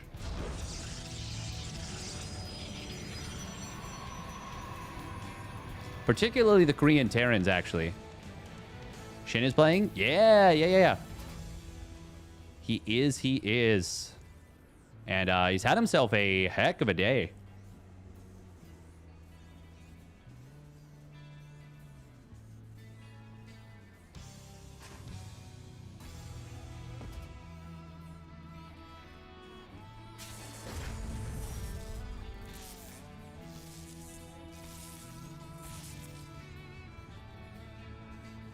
Bum, bum, bum, bum, bum, bum, bum.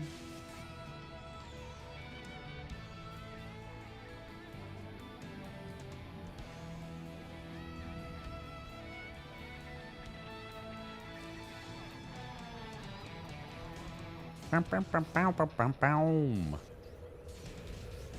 Oh. ByuN does manage to get the command center down, but Clem gets an effective block. Very effective block there.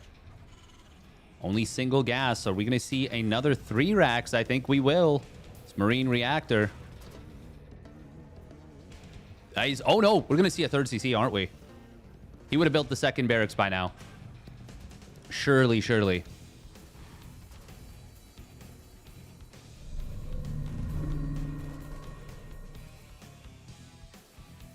Yeah, 3rd CC.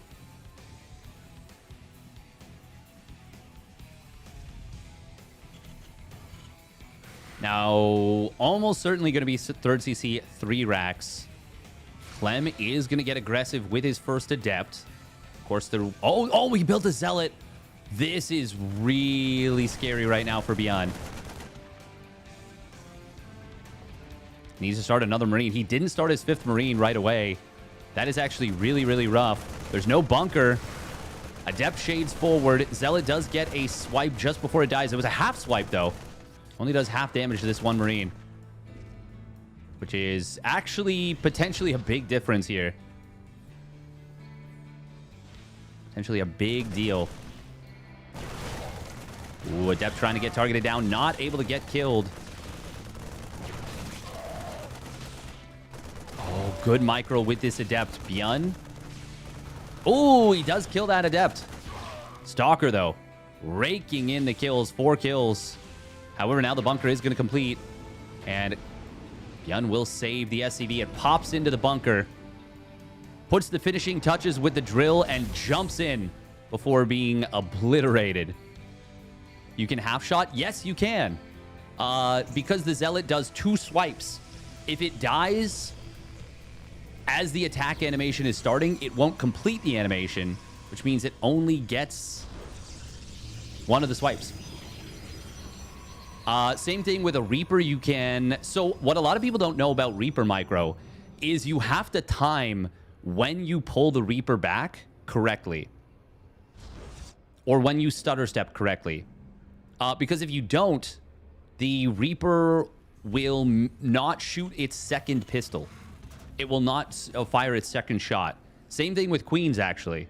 A lot of people don't realize that. Only for their ground attack, but for their air attack, they only shoot once. But for their ground attack, they can shoot, they shoot twice. The Queens, it's a little bit more obvious. Zealots is obviously very obvious as well, like the way they swipe. But the also another thing that's interesting about the Zealots is that even though they swipe, and it kind of looks like a disjointed attack, if they even start their animation, even if you pull back, they will hit both their attacks. Because it's still technically the same attack. It's only if the Zealot pulls back early or dies. And in that case, we saw it dies.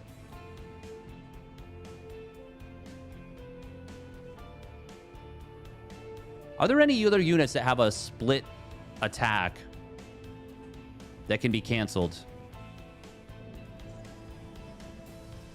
For a while, they made Marauders shoot twice.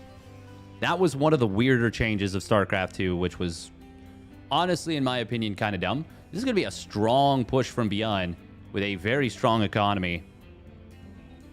Oh, Clem sees the army. He does have the advantage of the bushes. ByuN stimming forward. Combat shield's not yet done. Clem a little bit caught. Oh, these stalkers are very caught. They are going to blink back up to the high ground. Shield battery not quite done. ByuN will be able to get the kill on this pylon. And he kills the shield battery. Also getting a kill on the sentry.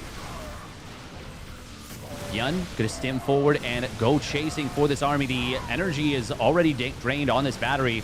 Clem targeting down ByuN. And he will get the cleanup here. ByuN ends up losing a lot at the end. But 9 stalkers in a sentry is also a lot.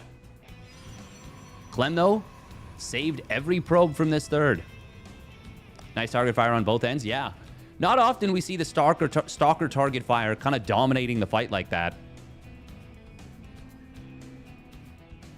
Good job from Clem to recognize, like, yeah, that needs to be my priority in this fight, on the tail end in particular. And it allows him to, despite the scariness of that attack, handle it pretty well yesterday. I mean, Percival's kind of jacked these days, Cyberjohn. Kind of jacked. And he is most definitely as cracked as he is jacked. Really well done from Clem there. I keep seeing like lines of red crossing the map. And because of the nature of TVP, thinking, oh, we're seeing an SCV pull. But it's like, no, that's the Protoss. This is just a line of Zealots reinforcing. Guardian Shield is going to get popped. There is another sentry with a lot of energy. Oh, this is actually pretty scary for ByuN right now. There's a lot of charge lots here, not a lot of healing. ByuN pulling the SCVs. Oh, man, there's a Prism right on top of this. Gets the cancel on the Prism Warpin, but I don't think it's going to necessarily matter. Blink forward going to come through. He does get a kill on the medevac, but it is going to be an unload on the units. Stalkers are trapped in the main. They will go down. Sentry getting super stuck against the cliff. ByuN just saved his game right there with the kill on the Prism. If that Prism doesn't go down, he is dead. He is 100% dead. As it is, this is still going to be really scary. Prism is being rebuilt. Storm is in reproduction. And a 4th base on the way. But Clem doesn't have a forge. Doesn't have upgrades. ByuN just completed +1 armor. Ooh, nice scan. Also, ByuN getting up to ghosts. That was a game-deciding moment right there. And ByuN barely gets the cancel on the Warpin. Just by the skin of his teeth. Ooh, missile turret in the main is going to get a lot of damage to this Prism. That's going to allow these 2 medevacs to boost back. Can he get another clutch cancel on the Warpin? Yes, he can. And now, ooh, spread on this big feedback on the Ghost. Storm will get a good connection. Zealots in the natural are going to find some SCVs. Zealots in the main also finding a couple of SCVs. But honestly, really good defense from ByuN so far. Even as Clem is targeting down more and more workers. 12 SCVs go down, but ByuN holds. Oh, we've got a hunt coming through. The hunt for Red High Templar. Yeah. Yeah, that works. No, the Oopsie Reaper. I don't care about the Oopsie Reaper. That was such a sick defense from ByuN.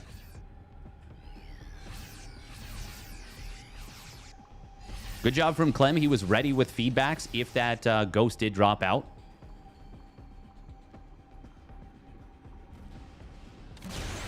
The hunted becomes the huntee. That's the same thing. Oh, is it? Nice EMP right there. Ooh, and even clicks down the High Templar. Gets the kill with the Ghost. Zealots on the other side of the map are going to go for the run by. Wind of Mines can burrow up. Got to be careful about the friendly fire on those SCVs, though. Ghost will EMP a single Zealot to little effect. And he does lose that Ghost, which is obviously painful. Scan comes in, does kill an Observer. ByuN. Oh, gonna go for a quad drop to the right. And it's a fake.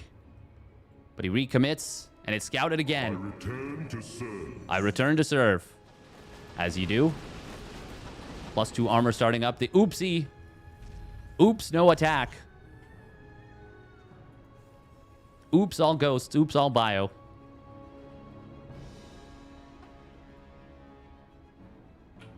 One completing for Clem, and that is going to bring the upgrades back to equal. Oh, this could be a scary fight for both sides. EMP looking for the Prism. Not able to get it.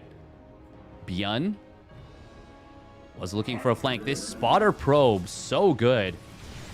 EMP does hit the Prism this time. Vikings get the kill before he can drop the High Templar. Massive EMP. Another big EMP. ByuN with the sick fight. Can he grind through? The answer is absolutely yes. What a fight from ByuN. Picture perfect. EMP. Snipe. Stim. Viking kill. EMP again. Another EMP. And GG is called. Oh, baby. ByuN. Believable. God damn, that was so sick out of ByuN. Man, he is really having a surge in the last few weeks. Absolutely incredible fight out of ByuN. It really did come down to like 1 second on that Warpin. If that doesn't get canceled, I really do think that's the game.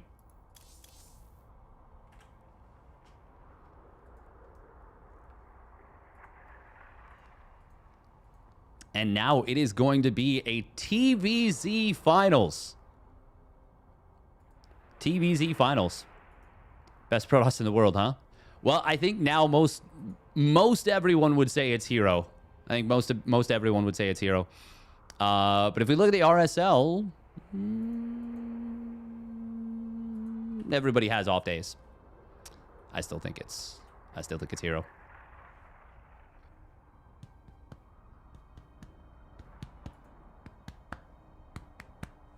That being said, MaxPack's kind of cooking.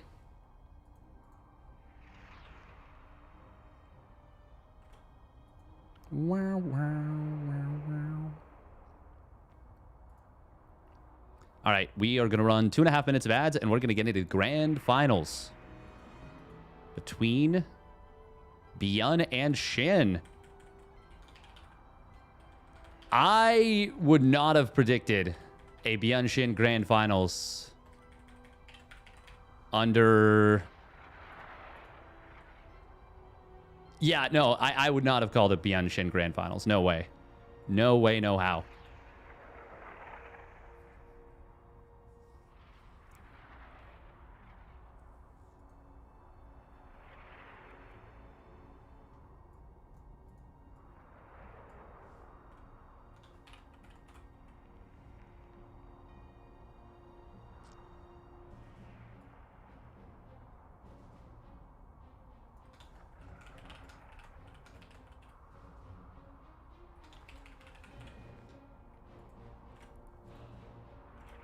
I just realized the title was incorrect, but it is now correct. Dum, bum, bum, bum, bum.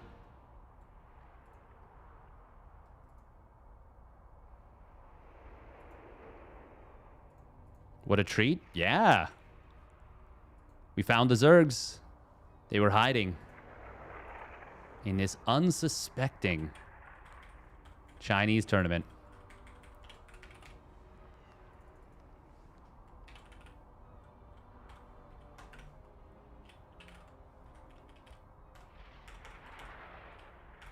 We'll put 10 minutes on the timer for this one.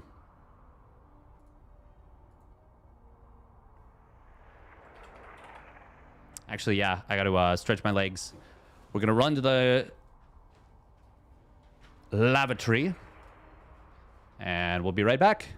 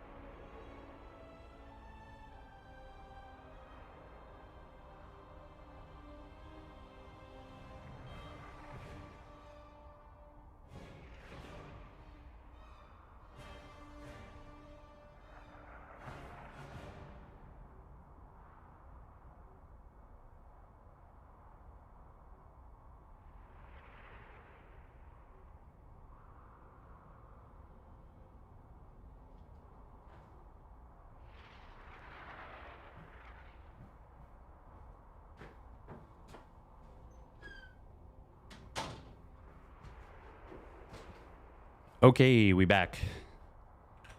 We back. Haircut? Yes, indeedy.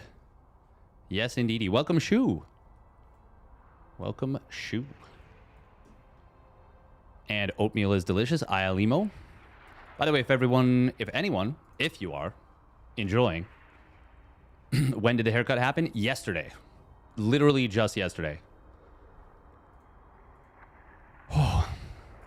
It didn't really look like it that much on yesterday's stream because it wasn't Like, I guess cleanly styled, super cleanly styled. What is... Oh, no, not.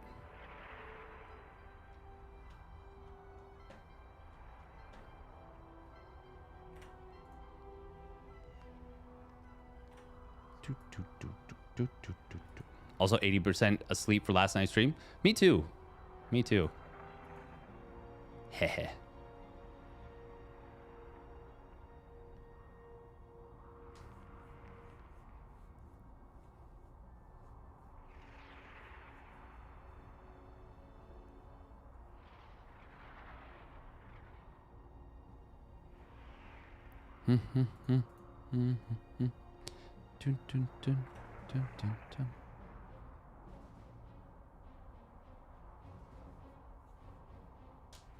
Hydralisk Lunge no longer requires an upgrade unlocked by Hive Research.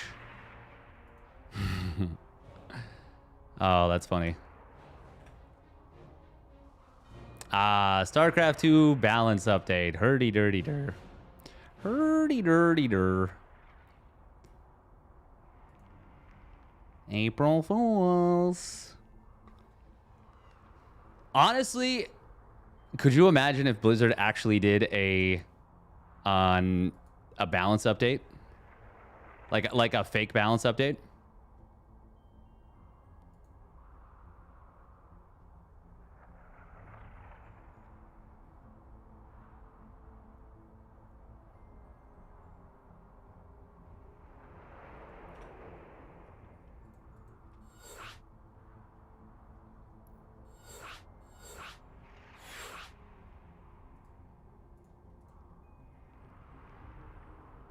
Like the meme balance update that they used to do.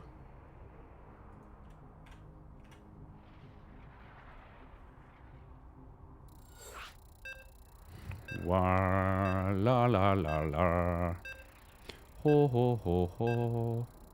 Hee hee hee ha. Steadfast has been hurt too much to fall for these April Fool's jokes. Haha. Hey, thank you, Shady. Appreciate it, Yahweh. Yeah, it's a little bit more tidy. There's always this like thing on the side because I get my hair cut in a way that I can like style it to the side. So it's kind of tricky to get it ideal, if I may. Ooh, oopsie from ByuN on the SCV split, not quite perfect. Always feels a little bit uncomfortable. Oh, he's sending out a very early worker. No, this is just for a low ground depot. Spawning up at the top right, it is ByuN. In the blue. And his opponent spawning down on the bottom left. It is Shin rocking the Ragnarok tag for not CJ Entis. Reapers incoming. It's true. Also welcome Genie Kid.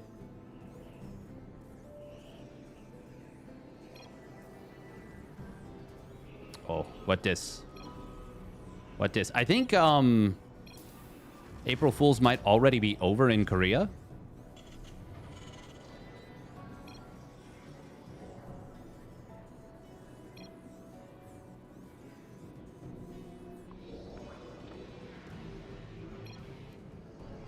What are they yapping about?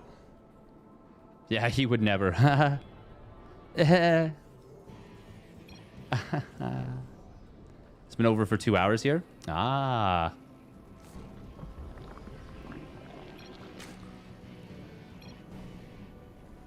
It's already midnight in South Korea, no? I think so. I think it's midnight 39. Definitely a totally real unit of measure. For sure. I would not have thought there was a gap in the wall right there. That really doesn't look like there's a gap there, but there is. Oh, it's 11:40 p.m. Oh, okay. So it's not quite done.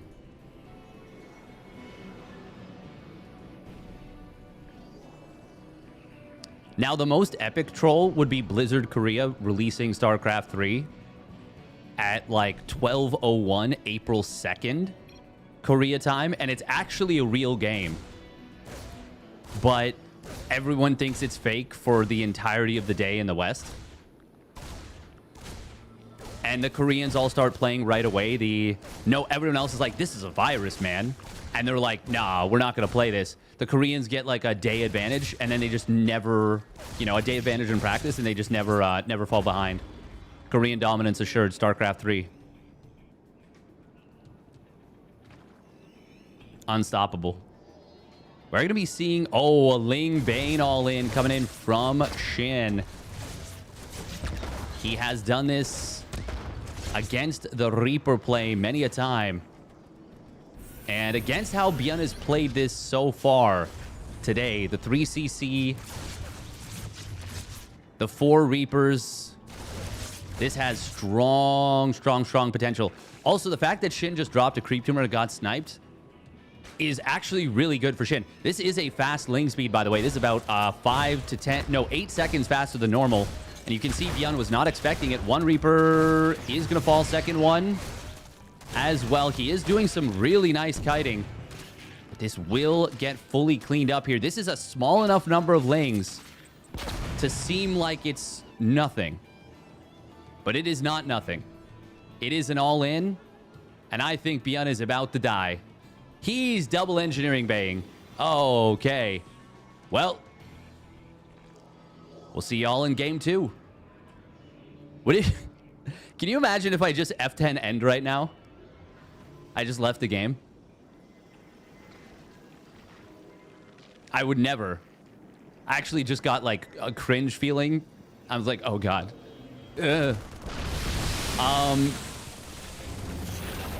Oh, cute little depot. Not gonna matter. BMAF. Oh, it would be so BM. If they were like, you're not welcome here anymore, I couldn't even, like, that would be completely reasonable. Very nice little backup wall attempted from ByuN. Unfortunately, he can't get the land there. Shin looking to block this as well. SCV's gonna get blasted. ByuN, if he actually stabilizes right now, he still could be in a playable position. He does get the full wall. Hang on. This game is not over. Oh boy, it's a really good thing that I didn't do that stupid thing that I was never going to do anyways. This is actually... Oh, that's too much surface area on the barracks. Maybe the repair is good. The repair is good. ByuN's held. There is still a weak point as well. Oh my God. Why would we lift the barracks? Bruh. I would die 100 out of 100 times to this. Yeah. I think most players would. So what Shin should have done, for anyone wondering, one Ling here, morph it into a Bane. It's going to have high HP. And it is not going to go down. It was bait. It was bait. You're right. I think he was trying to save the Marine, but it also ended up being bait. Shin... I think... I can't believe this. I can't believe ByuN just held that. That is insane. The re-wall, so good. Who would have thought the counter to things that blow up buildings as a specialty, the counter to those is buildings. Oh, okay, yeah.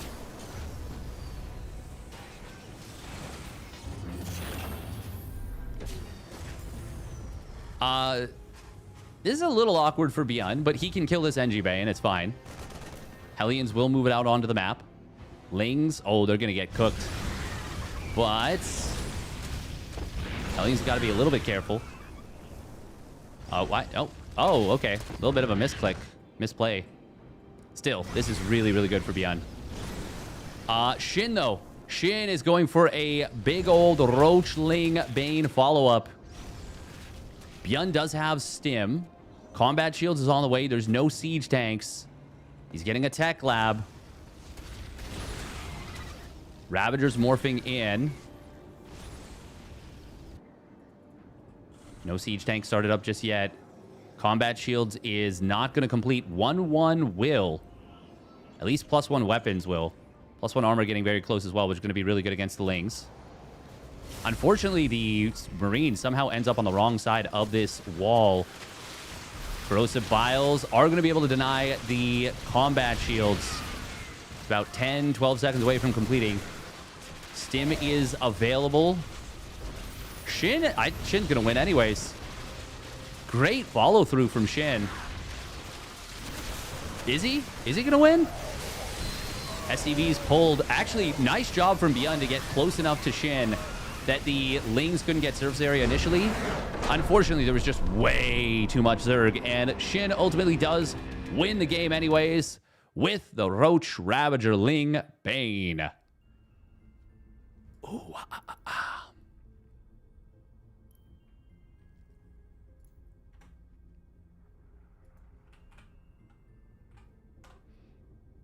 I saw the Roach one, I saw the second gas, and I was like,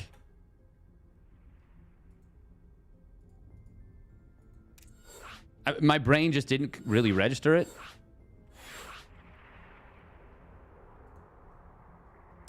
If siege tank production is prioritized a little bit more, ByuN went for a reactor on the factory rather than immediate tech lab and tanks. He didn't realize it was a follow-through. It's Shin I would have expected a follow-up attack, no. Honestly, I wouldn't. I wouldn't have that fast. I would have figured based on how ByuN held that he was on 3cc and that he got up to the 1-1. And that combat shields was as close as it was. The first two medevacs were as close as they were. I would have expected, as ByuN, that would be enough time. But Shin's follow-through was so fast, it really caught him off guard. Important to stretch.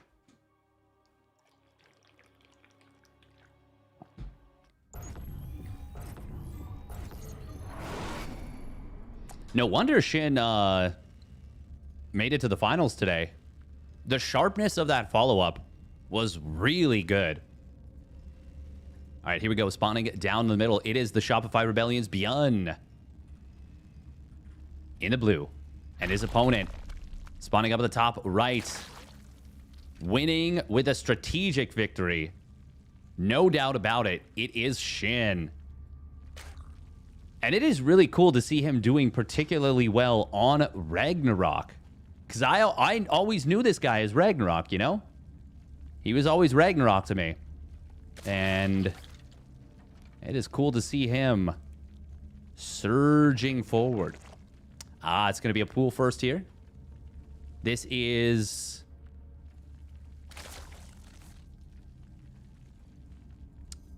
not going to be particularly good against the 2 Racks Reaper.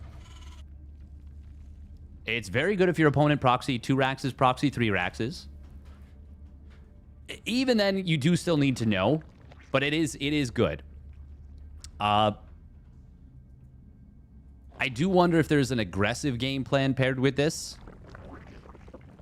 If it was dark, I would say 80 to 90% of the time it's going to be a Roach Warren and 5 Roaches.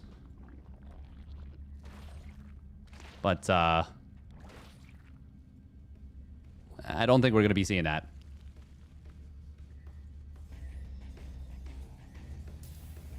Now, who knows? You can still go Queen into Roach Warren here. He would be building it basically right now if you were going to, though. And it looks like it's just going to be 2 Lings as well. Oh, does see 1 barracks. ByuN doesn't yet know where his opponent is. Shin oh, no, he does actually see the reactor start up. Show me those skills. That's actually really good information. It's just 2 Reapers then. Reactor before Command Center as well. That's really interesting. And Tech Lab starts up. Huh. Okay, I was wondering. I was like, this feels like maybe more barracks. Is this going to be the 4 Racks? We will see. ByuN is a big fan of the 3 Racks into... 3 Racks into...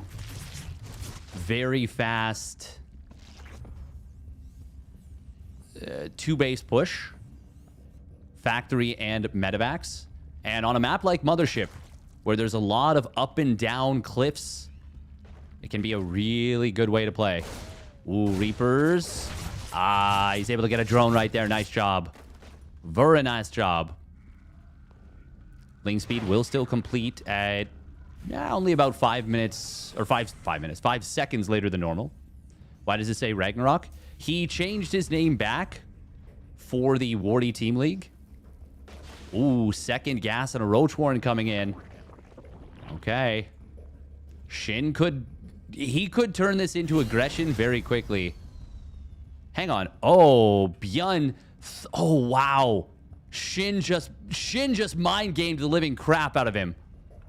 By keeping the Overlord over here on the right side, ByuN lifted the barracks, didn't see the Overlord, and assumed he is not being spied upon. Wow. Wow, wow, wow, wow, wow, wow, wow, wow, wow. Shin is building a lot of Lings here. He does have spotter units. Unfortunately, they're not going to see everything. Factory is coming in. 5 roaches start up. Shin.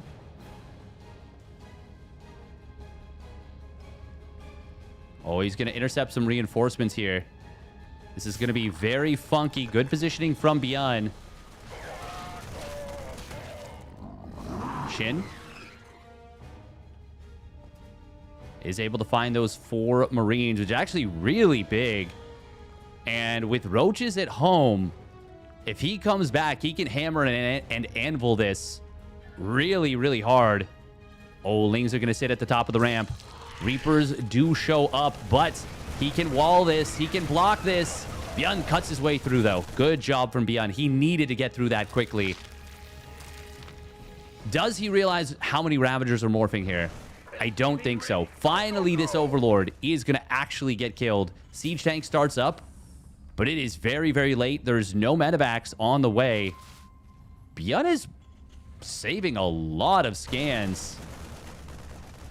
Or mules? I'm very confused as to what the game plan is. Corrosive Biles will get avoided, but it does keep the SCVs and kind of wastes the stim a little bit. Siege tank is not yet out.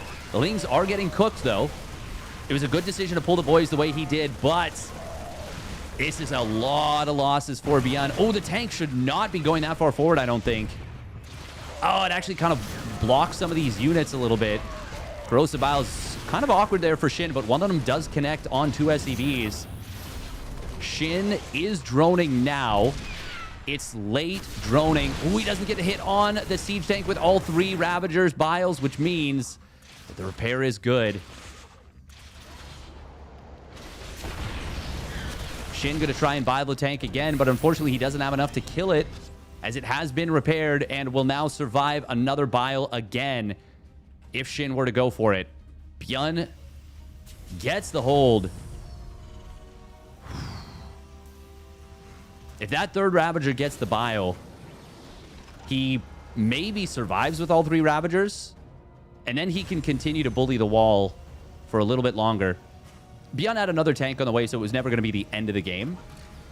But, I mean, killing 1 more tank, saving 1 more Ravager potentially, obviously that's going to be nice. Now, Shin has droned up pretty hard behind this, but he didn't drone for a while. So it's not like his economy is...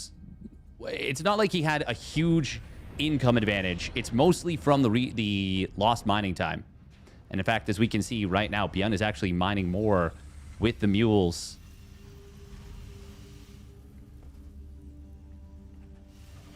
Even now, he's actually got 2 more mules ready to go. And he had so much mule energy saved up. Now, Shin, if he goes for 1-1 Roach, 66 drone, 1-1 Roach, heavy commitment to it. This is going to be really difficult for ByuN to deal with. 6th gas being added in at the natural. I'm sure the drones are rallied directly into it. Yep. That's how the Zerg brain works. We build an extractor, and then we use an inject to saturate it. That's how we do. Is that an Overlord going? Oh, no, that's a drone. Why is there a drone going Okay, he is just going to take this base. I was very confused for a moment. Road speed completes. Shin is going to have a lot of money for Ravager morphs.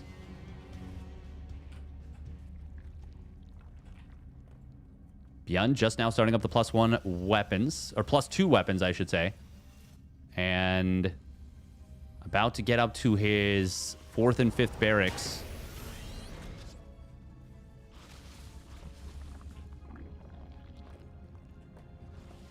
Yeah, this is go time for Shin. But ByuN is going to do everything he can to keep him off the map. 2-2 immediately followed, started up. Ravager does get snipes down. Nice job. Corrosive Bile, unfortunately, killing one of his own Lings there. Not a big deal. Lings are not the be-all, end-all, but it does feel a little bit bad when you do that. You know, I was like, nuts. Meanwhile, the Terran's like, haha, gotcha. Baited, hee hee. As they should, you know. Wear your crown, king.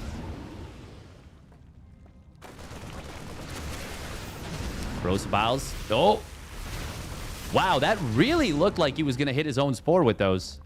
But he didn't somehow. Huh. +1 vehicle weapons is being added in. Oh, he kills another 2 of his own things. But he finally gets one of the medis. Oof. ByuN heard your units are under attack and thought it was an old notification. Does get it, though. So this is going to be a funny little battle report. It's going to show nothing. It's going to show nothing. Cool. That's okay. I wasn't interested in seeing the whole medevac die and also killing his own Lings. Bunkers. That is a lot of bunkers and tanks. Shin going to try and get in here right now. God, there is a lot of tanks back here. SCV is going to be pulled. Will this be enough to keep this alive? This is so many Ravagers for Shin. He is so far ahead in supply. The defensive position is insane, but the numbers are more insane, and Shin is going to smash through one of the strongest Terran positions you can see, and a table flip coming in from ByuN. Or possibly the double middle finger, but more likely just GG. Damn. Shin hitting his timing. Funnily enough, that was actually without his own 2-2, but he hit before the Terran's 2-2 kicked in for the most part. And really before ByuN's production and third base could properly get him enough supply.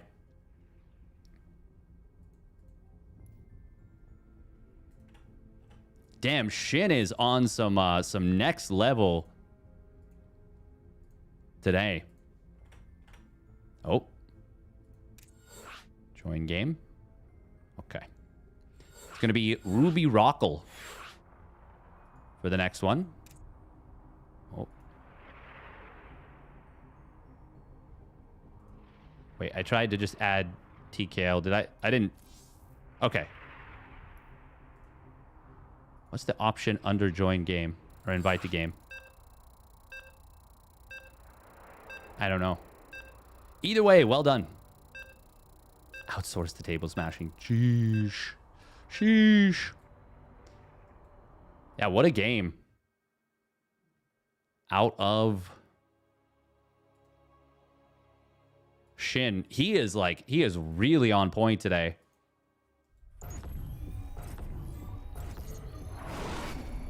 He is finger licking good today. Oh my god, what a weirdo I am. Anyways, let's get into the game here. Spawning up at the top left, it is the Shopify Rebellion's ByuN. In the blue. Not going to be going for the 2-Rax Reaper. It has been... Today, it's been more of a liability than a benefit. And spawning down on the bottom right, it is Ragnarok. Also known as Shin. Shin he boom. Shin he bomb. Yeah, Shin is just like... His push timings have been so strong. Like, he's just getting out a ton of units. You know? He feels really... It feels like he's really locked in today.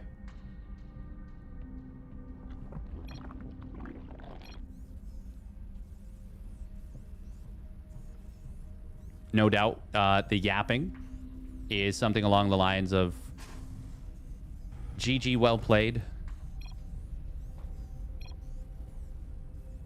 I really feel like Ravagers are fair and balanced. The way you can move in, snipe siege tanks, and move out is very fair.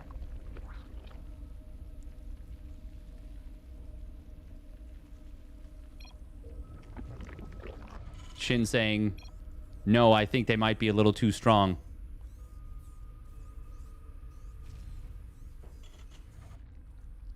I disagree. I think it's really hard to play Terran.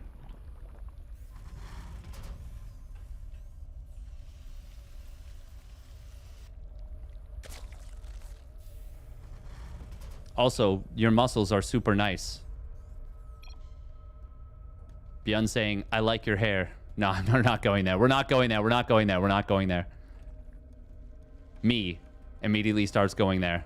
Also me. No, no, no, no, no. No, no, no. That's enough. That's enough. That's quite enough out of you, me. Ooh. Reaper. Going a little bit deep there. Your mouth moving faster than your brain. Well, that's not at all out of the ordinary for me. That's the most normal.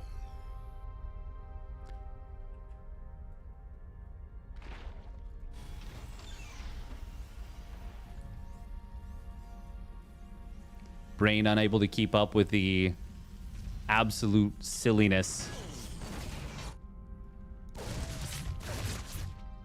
Shin not taking a third base, but he is going for Ling speed. Still mining with all three on gas.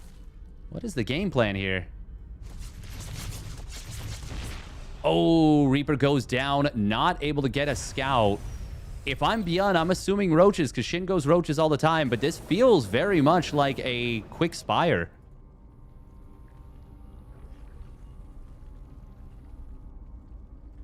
It's got to be a layer. It's got to be a layer. There it is. At the natural. Second gas, third gas. Do I have 4 gases, perhaps? This feels very much like a quick spire. I want it to be. I want it to be so bad. Evo chamber. 4th gas. Okay. All right. I think it's a fake Evo. Or a semi-fake Evo.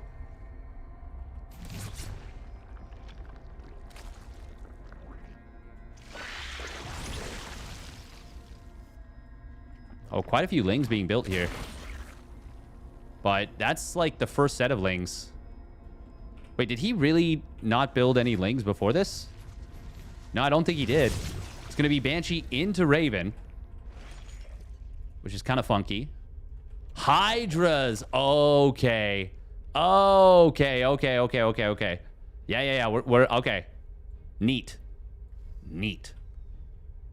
Ling's going to go for a run by. And that's not actually going to work out well at all. Oh, that's going to work out very poorly. He'll be lucky to get away with... Wow, actually, he's very lucky to get away with the number of units he got away with. Only 4 Lings go down somehow. Hellion's got some very spread out damage onto the Lings. Okay, it's fast Hydras. Yeah, Shin has done this before. It is a pretty cool way to play.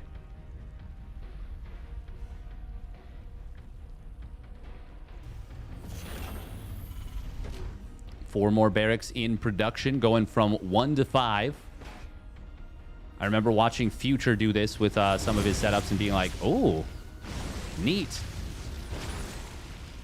Good kill on some creep tumors on the right side. Now, will Shin go missile or melee with his next setup? Or is he... Hang on, is he just going to do it? Yeah, he's going to do a big Hydraling timing. No, he's been sitting on Hydras for a decent amount of time. ByuN starting to build tanks. Ooh, these Hellions. Yeah, I don't think you want to take that fight as Shin. Once again, somehow only one Ling falls, which feels criminal. Shin is doing a really good job of hiding these Hydras. ByuN is going to see them, but he will not quite lose the Banshee. It's actually really nice that he saves that. +1 missile in production. Hydra speed is not yet done. Hellions at the top of the ramp could get some big shots on the Hydras. Of course, they do take bonus versus... or they do bonus damage to light. Combat Shields is going to get contaminated. I think contaminating Siege Tank production might have been better. But shieldless Marines will struggle a little bit with the Hydras. +1 weapons is going to complete. ByuN supply blocked here. Shin looking to end the game right now. He's going to go in with Hydra speed as it completes. Anti-armor missile could be huge here. There it is. Shin does eat it on a lot of his Hydras. Lings are going to flood in. Combat shield's not yet done. SCV pull will be good. Second siege tank is out, and this is going to be a decent defense initially from ByuN. Anti-armor missile not wearing off in time. And ByuN crushes the attack. He loses 23 SCVs. He is still even in the worker count. Well done. The mule, the hero mule. Leading the charge. Okay, I was like, did he like drop a mule somewhere? Did I miss something? Negatory on that one. This counterattack is just going to likely end the game. Hydras without any front line are very fragile. With front line, they can do well. Without it, they struggle. Shin will be forced to tap out. ByuN gets it done. Good job. Cool timing from Shin. Very cool timing. But unfortunately for him, does not pan out. Does not work out. I think Hydra speed first might have been the better play. And then build Hydra range and attack before it's done, basically, a little bit earlier. Because as it was, he basically waited for the +1 attack to finish for the Terran.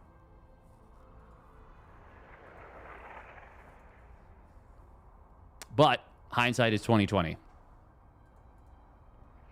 Still, that looked strong. That looked strong and scary. But ByuN did handle it very well. Very, very well. Do you actually understand Korean? No. I do not. I was just being a cheeky lad. I know Annyeong haseyo. All right, 30 seconds of ads real quick as we get into the next game so that if... Oh, it is Old Republic. This could be a long game. Ugh. I mean, we have one more snooze. We should be okay. Once again, if you got a Prime sub on Twitch, would be very much appreciated if you send it my way.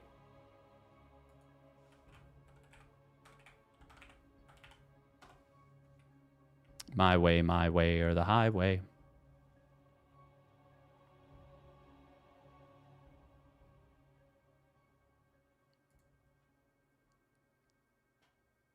Oh.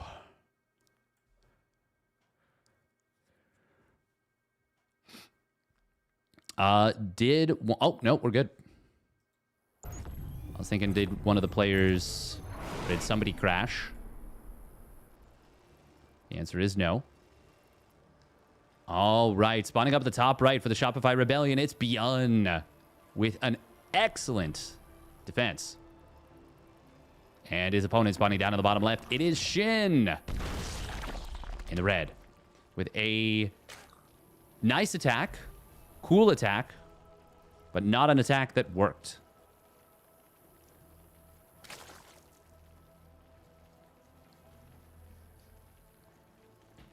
Yeah, ByuN's +1 attack timing was Very, very useful, very important. Okay, let's go, let's go, let's go. Chocolate starfish and the hot dog flavored water. God, I love children's novels. Don't you? Thank you very much, Arjun, for the prime resub at 30 months. Thank you, thank you, thank you. Welcome back. Appreciate it very much. Chocolate starfish. Oh, man. Shin is cool sometimes, you know? Sometimes I'm like, ooh, maybe attacking in like this was not the best play. And then other times I'm like, yeah, truck yeah, Shin. Truck yeah. And right now, I'm like, truck yeah. And ByuN's like, truck no.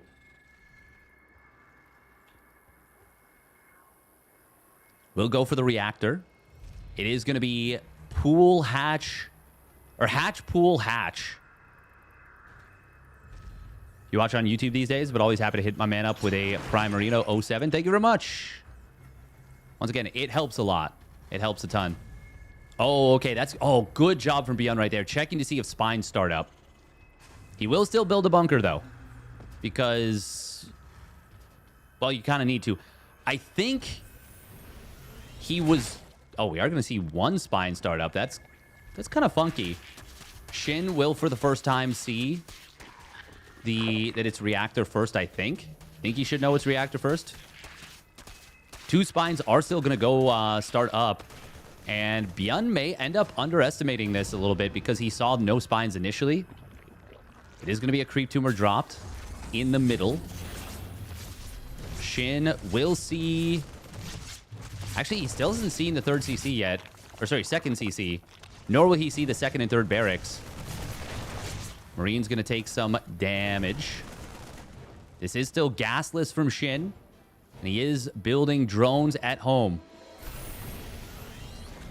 Does this spine hit both depots? I don't think it hits either, actually. No, it doesn't.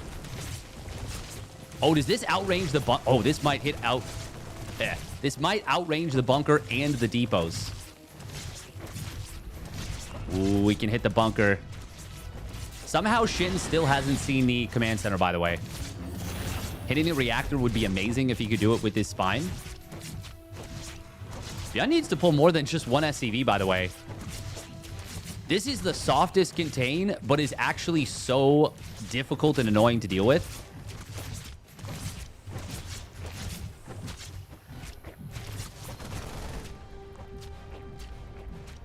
Shin is not building anything off of this larva. That is on purpose. Depot will fall. Reactor is actually going to take a lot of damage, too.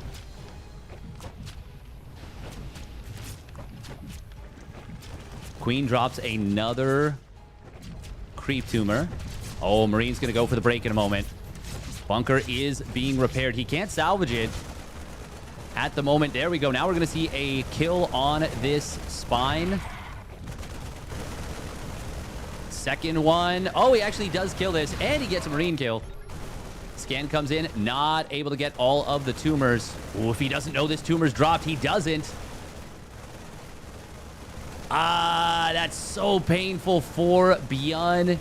He is going to clean this up, but it is going to take a devil of a time. Very nice job from Shin to get this.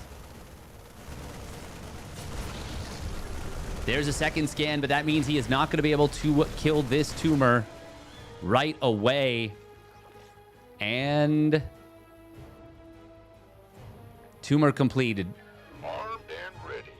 ByuN will have another scan ready to go in a moment. And he's gonna fully clean this up. But Shin up a lot of workers. He has gotten ahead off this. No doubt. ByuN, okay, not going to be supply blocked here. This was a big investment from Shin. Make no doubt. Make no mistake. Make no mistake. No doubt. No doubt. Make no mistake. Both of those things. But this was worth it, I think. Ooh, this is kind of nice. Oh, two more Marines just popped out. That's very good for ByuN. Shin will get some value out of these links, but not as much as I think he was hoping to get. Corrosive Bile He's going to come in. Stim and combat shields are done. ByuN has to take a good fight here. He is going to turn on this army. Snipes down 2 of the roaches. Corrosive Bile. That was actually a really awkward Corrosive Bile because not only did it kill his own creep tumor, not only did it keep him from chasing, it killed his own creep tumor.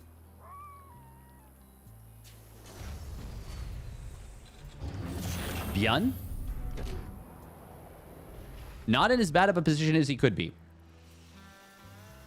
But obviously having to spend as many scans as he did to clear this creep, not ideal. Shin now on 3 bases. Roach speed going to complete in a moment. First 2 medevacs hitting the field. There's no third CC. And it is not going to be done for... Well, it's not even going to be started for a while. Potentially.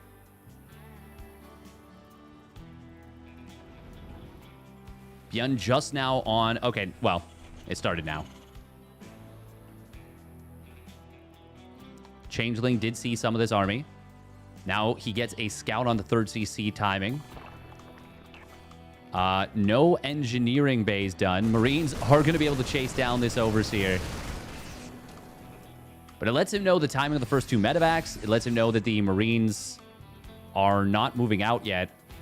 And Shin is going to feel confident to throw down a couple of additional drones.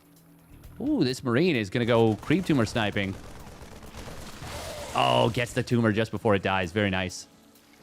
Double engineering bay is on the way for ByuN, but Shin's already got his 1-1. Almost half done. Huh, 57 seconds is half done. Wow, that's interesting. We do have Ling speed on the way. Infestation pit is about to complete. Shin is Shin's cruising right now.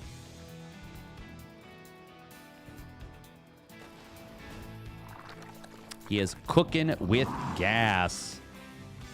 Is this from some replay from years ago? I see the 3rd race.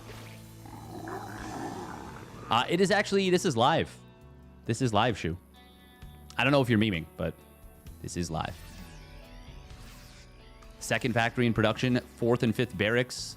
Finally about to complete. Orbital command just now going to finish. Ooh, Ravager will get jumped. Actually, it's going to be the Queen that gets jumped. And it'll be a cancel on the 4th base. That's really good. Really, really good.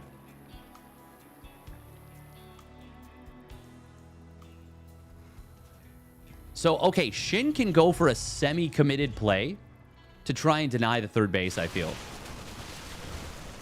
He is going to go into 1-2 upgrade, so it's going to be 1-1-2 setup. +1 melee, +1 missile, +2 carapace.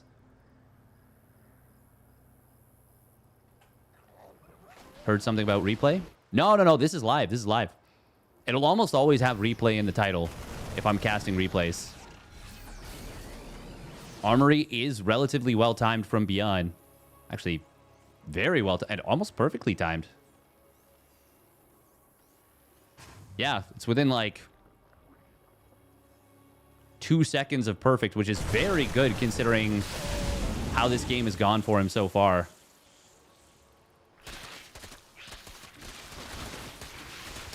Quite literally within 1 second of perfect. Oh, creep tumor is going to complete here. The one thing that's really good for ByuN right now is that Old Republic is probably the best defensive map you could have. It's the biggest map. It's got the... Oh, God. Oh, Kobe. Got him. The orange cloud is being made. Meme Crobial Shroud. Maybe victory on the horizon. Scan going to come in. We'll clean up a little bit of creep here. Going to bait Shin into backing away for a little bit, but chitinous plating started up. 4 ultras also started up. By the time the ultras get out and across the map, chitinous plating will be nearly done. +1 melee already finished. He can go into +2 melee. I mean, he doesn't have a Baneling Nest, so he can't just spend his gas easily since he's maxed out now, so may as well. And in fact, he's going to have the gas for +3 Carapace as well. Oh, Corrosive Biles did land on this medevac. It is 1 Queen Dart away from death. Oh, this is kind of cute. Shin dropping a couple of spores. ByuN does see it, though, so he can maybe infer from this that Shin is going to attack right now. Chitin is plating. 20 seconds away from completing. There's the Baneling Nest getting fired up now. Oh. Medevac. He will get the unload. That Queen dropping the dart. This is going to drag the army back home. Ooh, Shin wanting to hide the Ultralisk. Scan comes in. I don't know if he saw the Infestors or the Ultra. There is going to be 5 Microbial Shrouds available. God, look at this tank line. 2-2 is going to complete for ByuN in just a moment's time. There's that Microbial Shroud. Going to be really good with the Chitinous Plating Ultras. Look at them. They're just not dying. Corrosive Biles will kind of help from the low ground. As he runs out of the Biles, though, or out of the Microbial Shrouds, the Ultras do start to fall, but the tank line has been battered, bruised, destroyed. Corrosive Biles not quite enough to kill this CC. Oh, but it will burn down. There is another spare tire CC. But it is the Remax. 8 more Ultras in production. Shin getting a ton of work done there in the instant Remax. Damn, Daniel. Meanwhile, +2 melee now going to be done. He might be able to wait for +3 Carapace. I mean, yeah. I wonder if the play is to wait for +3 Carapace and the Bane speed. I mean, ByuN is on the ropes. There's no doubt. Oh, yeah. He's just going to go for it. Ling's getting it on top of the tanks on the high ground. They are exposed. 1, 2, 3 fall. And Shin wins it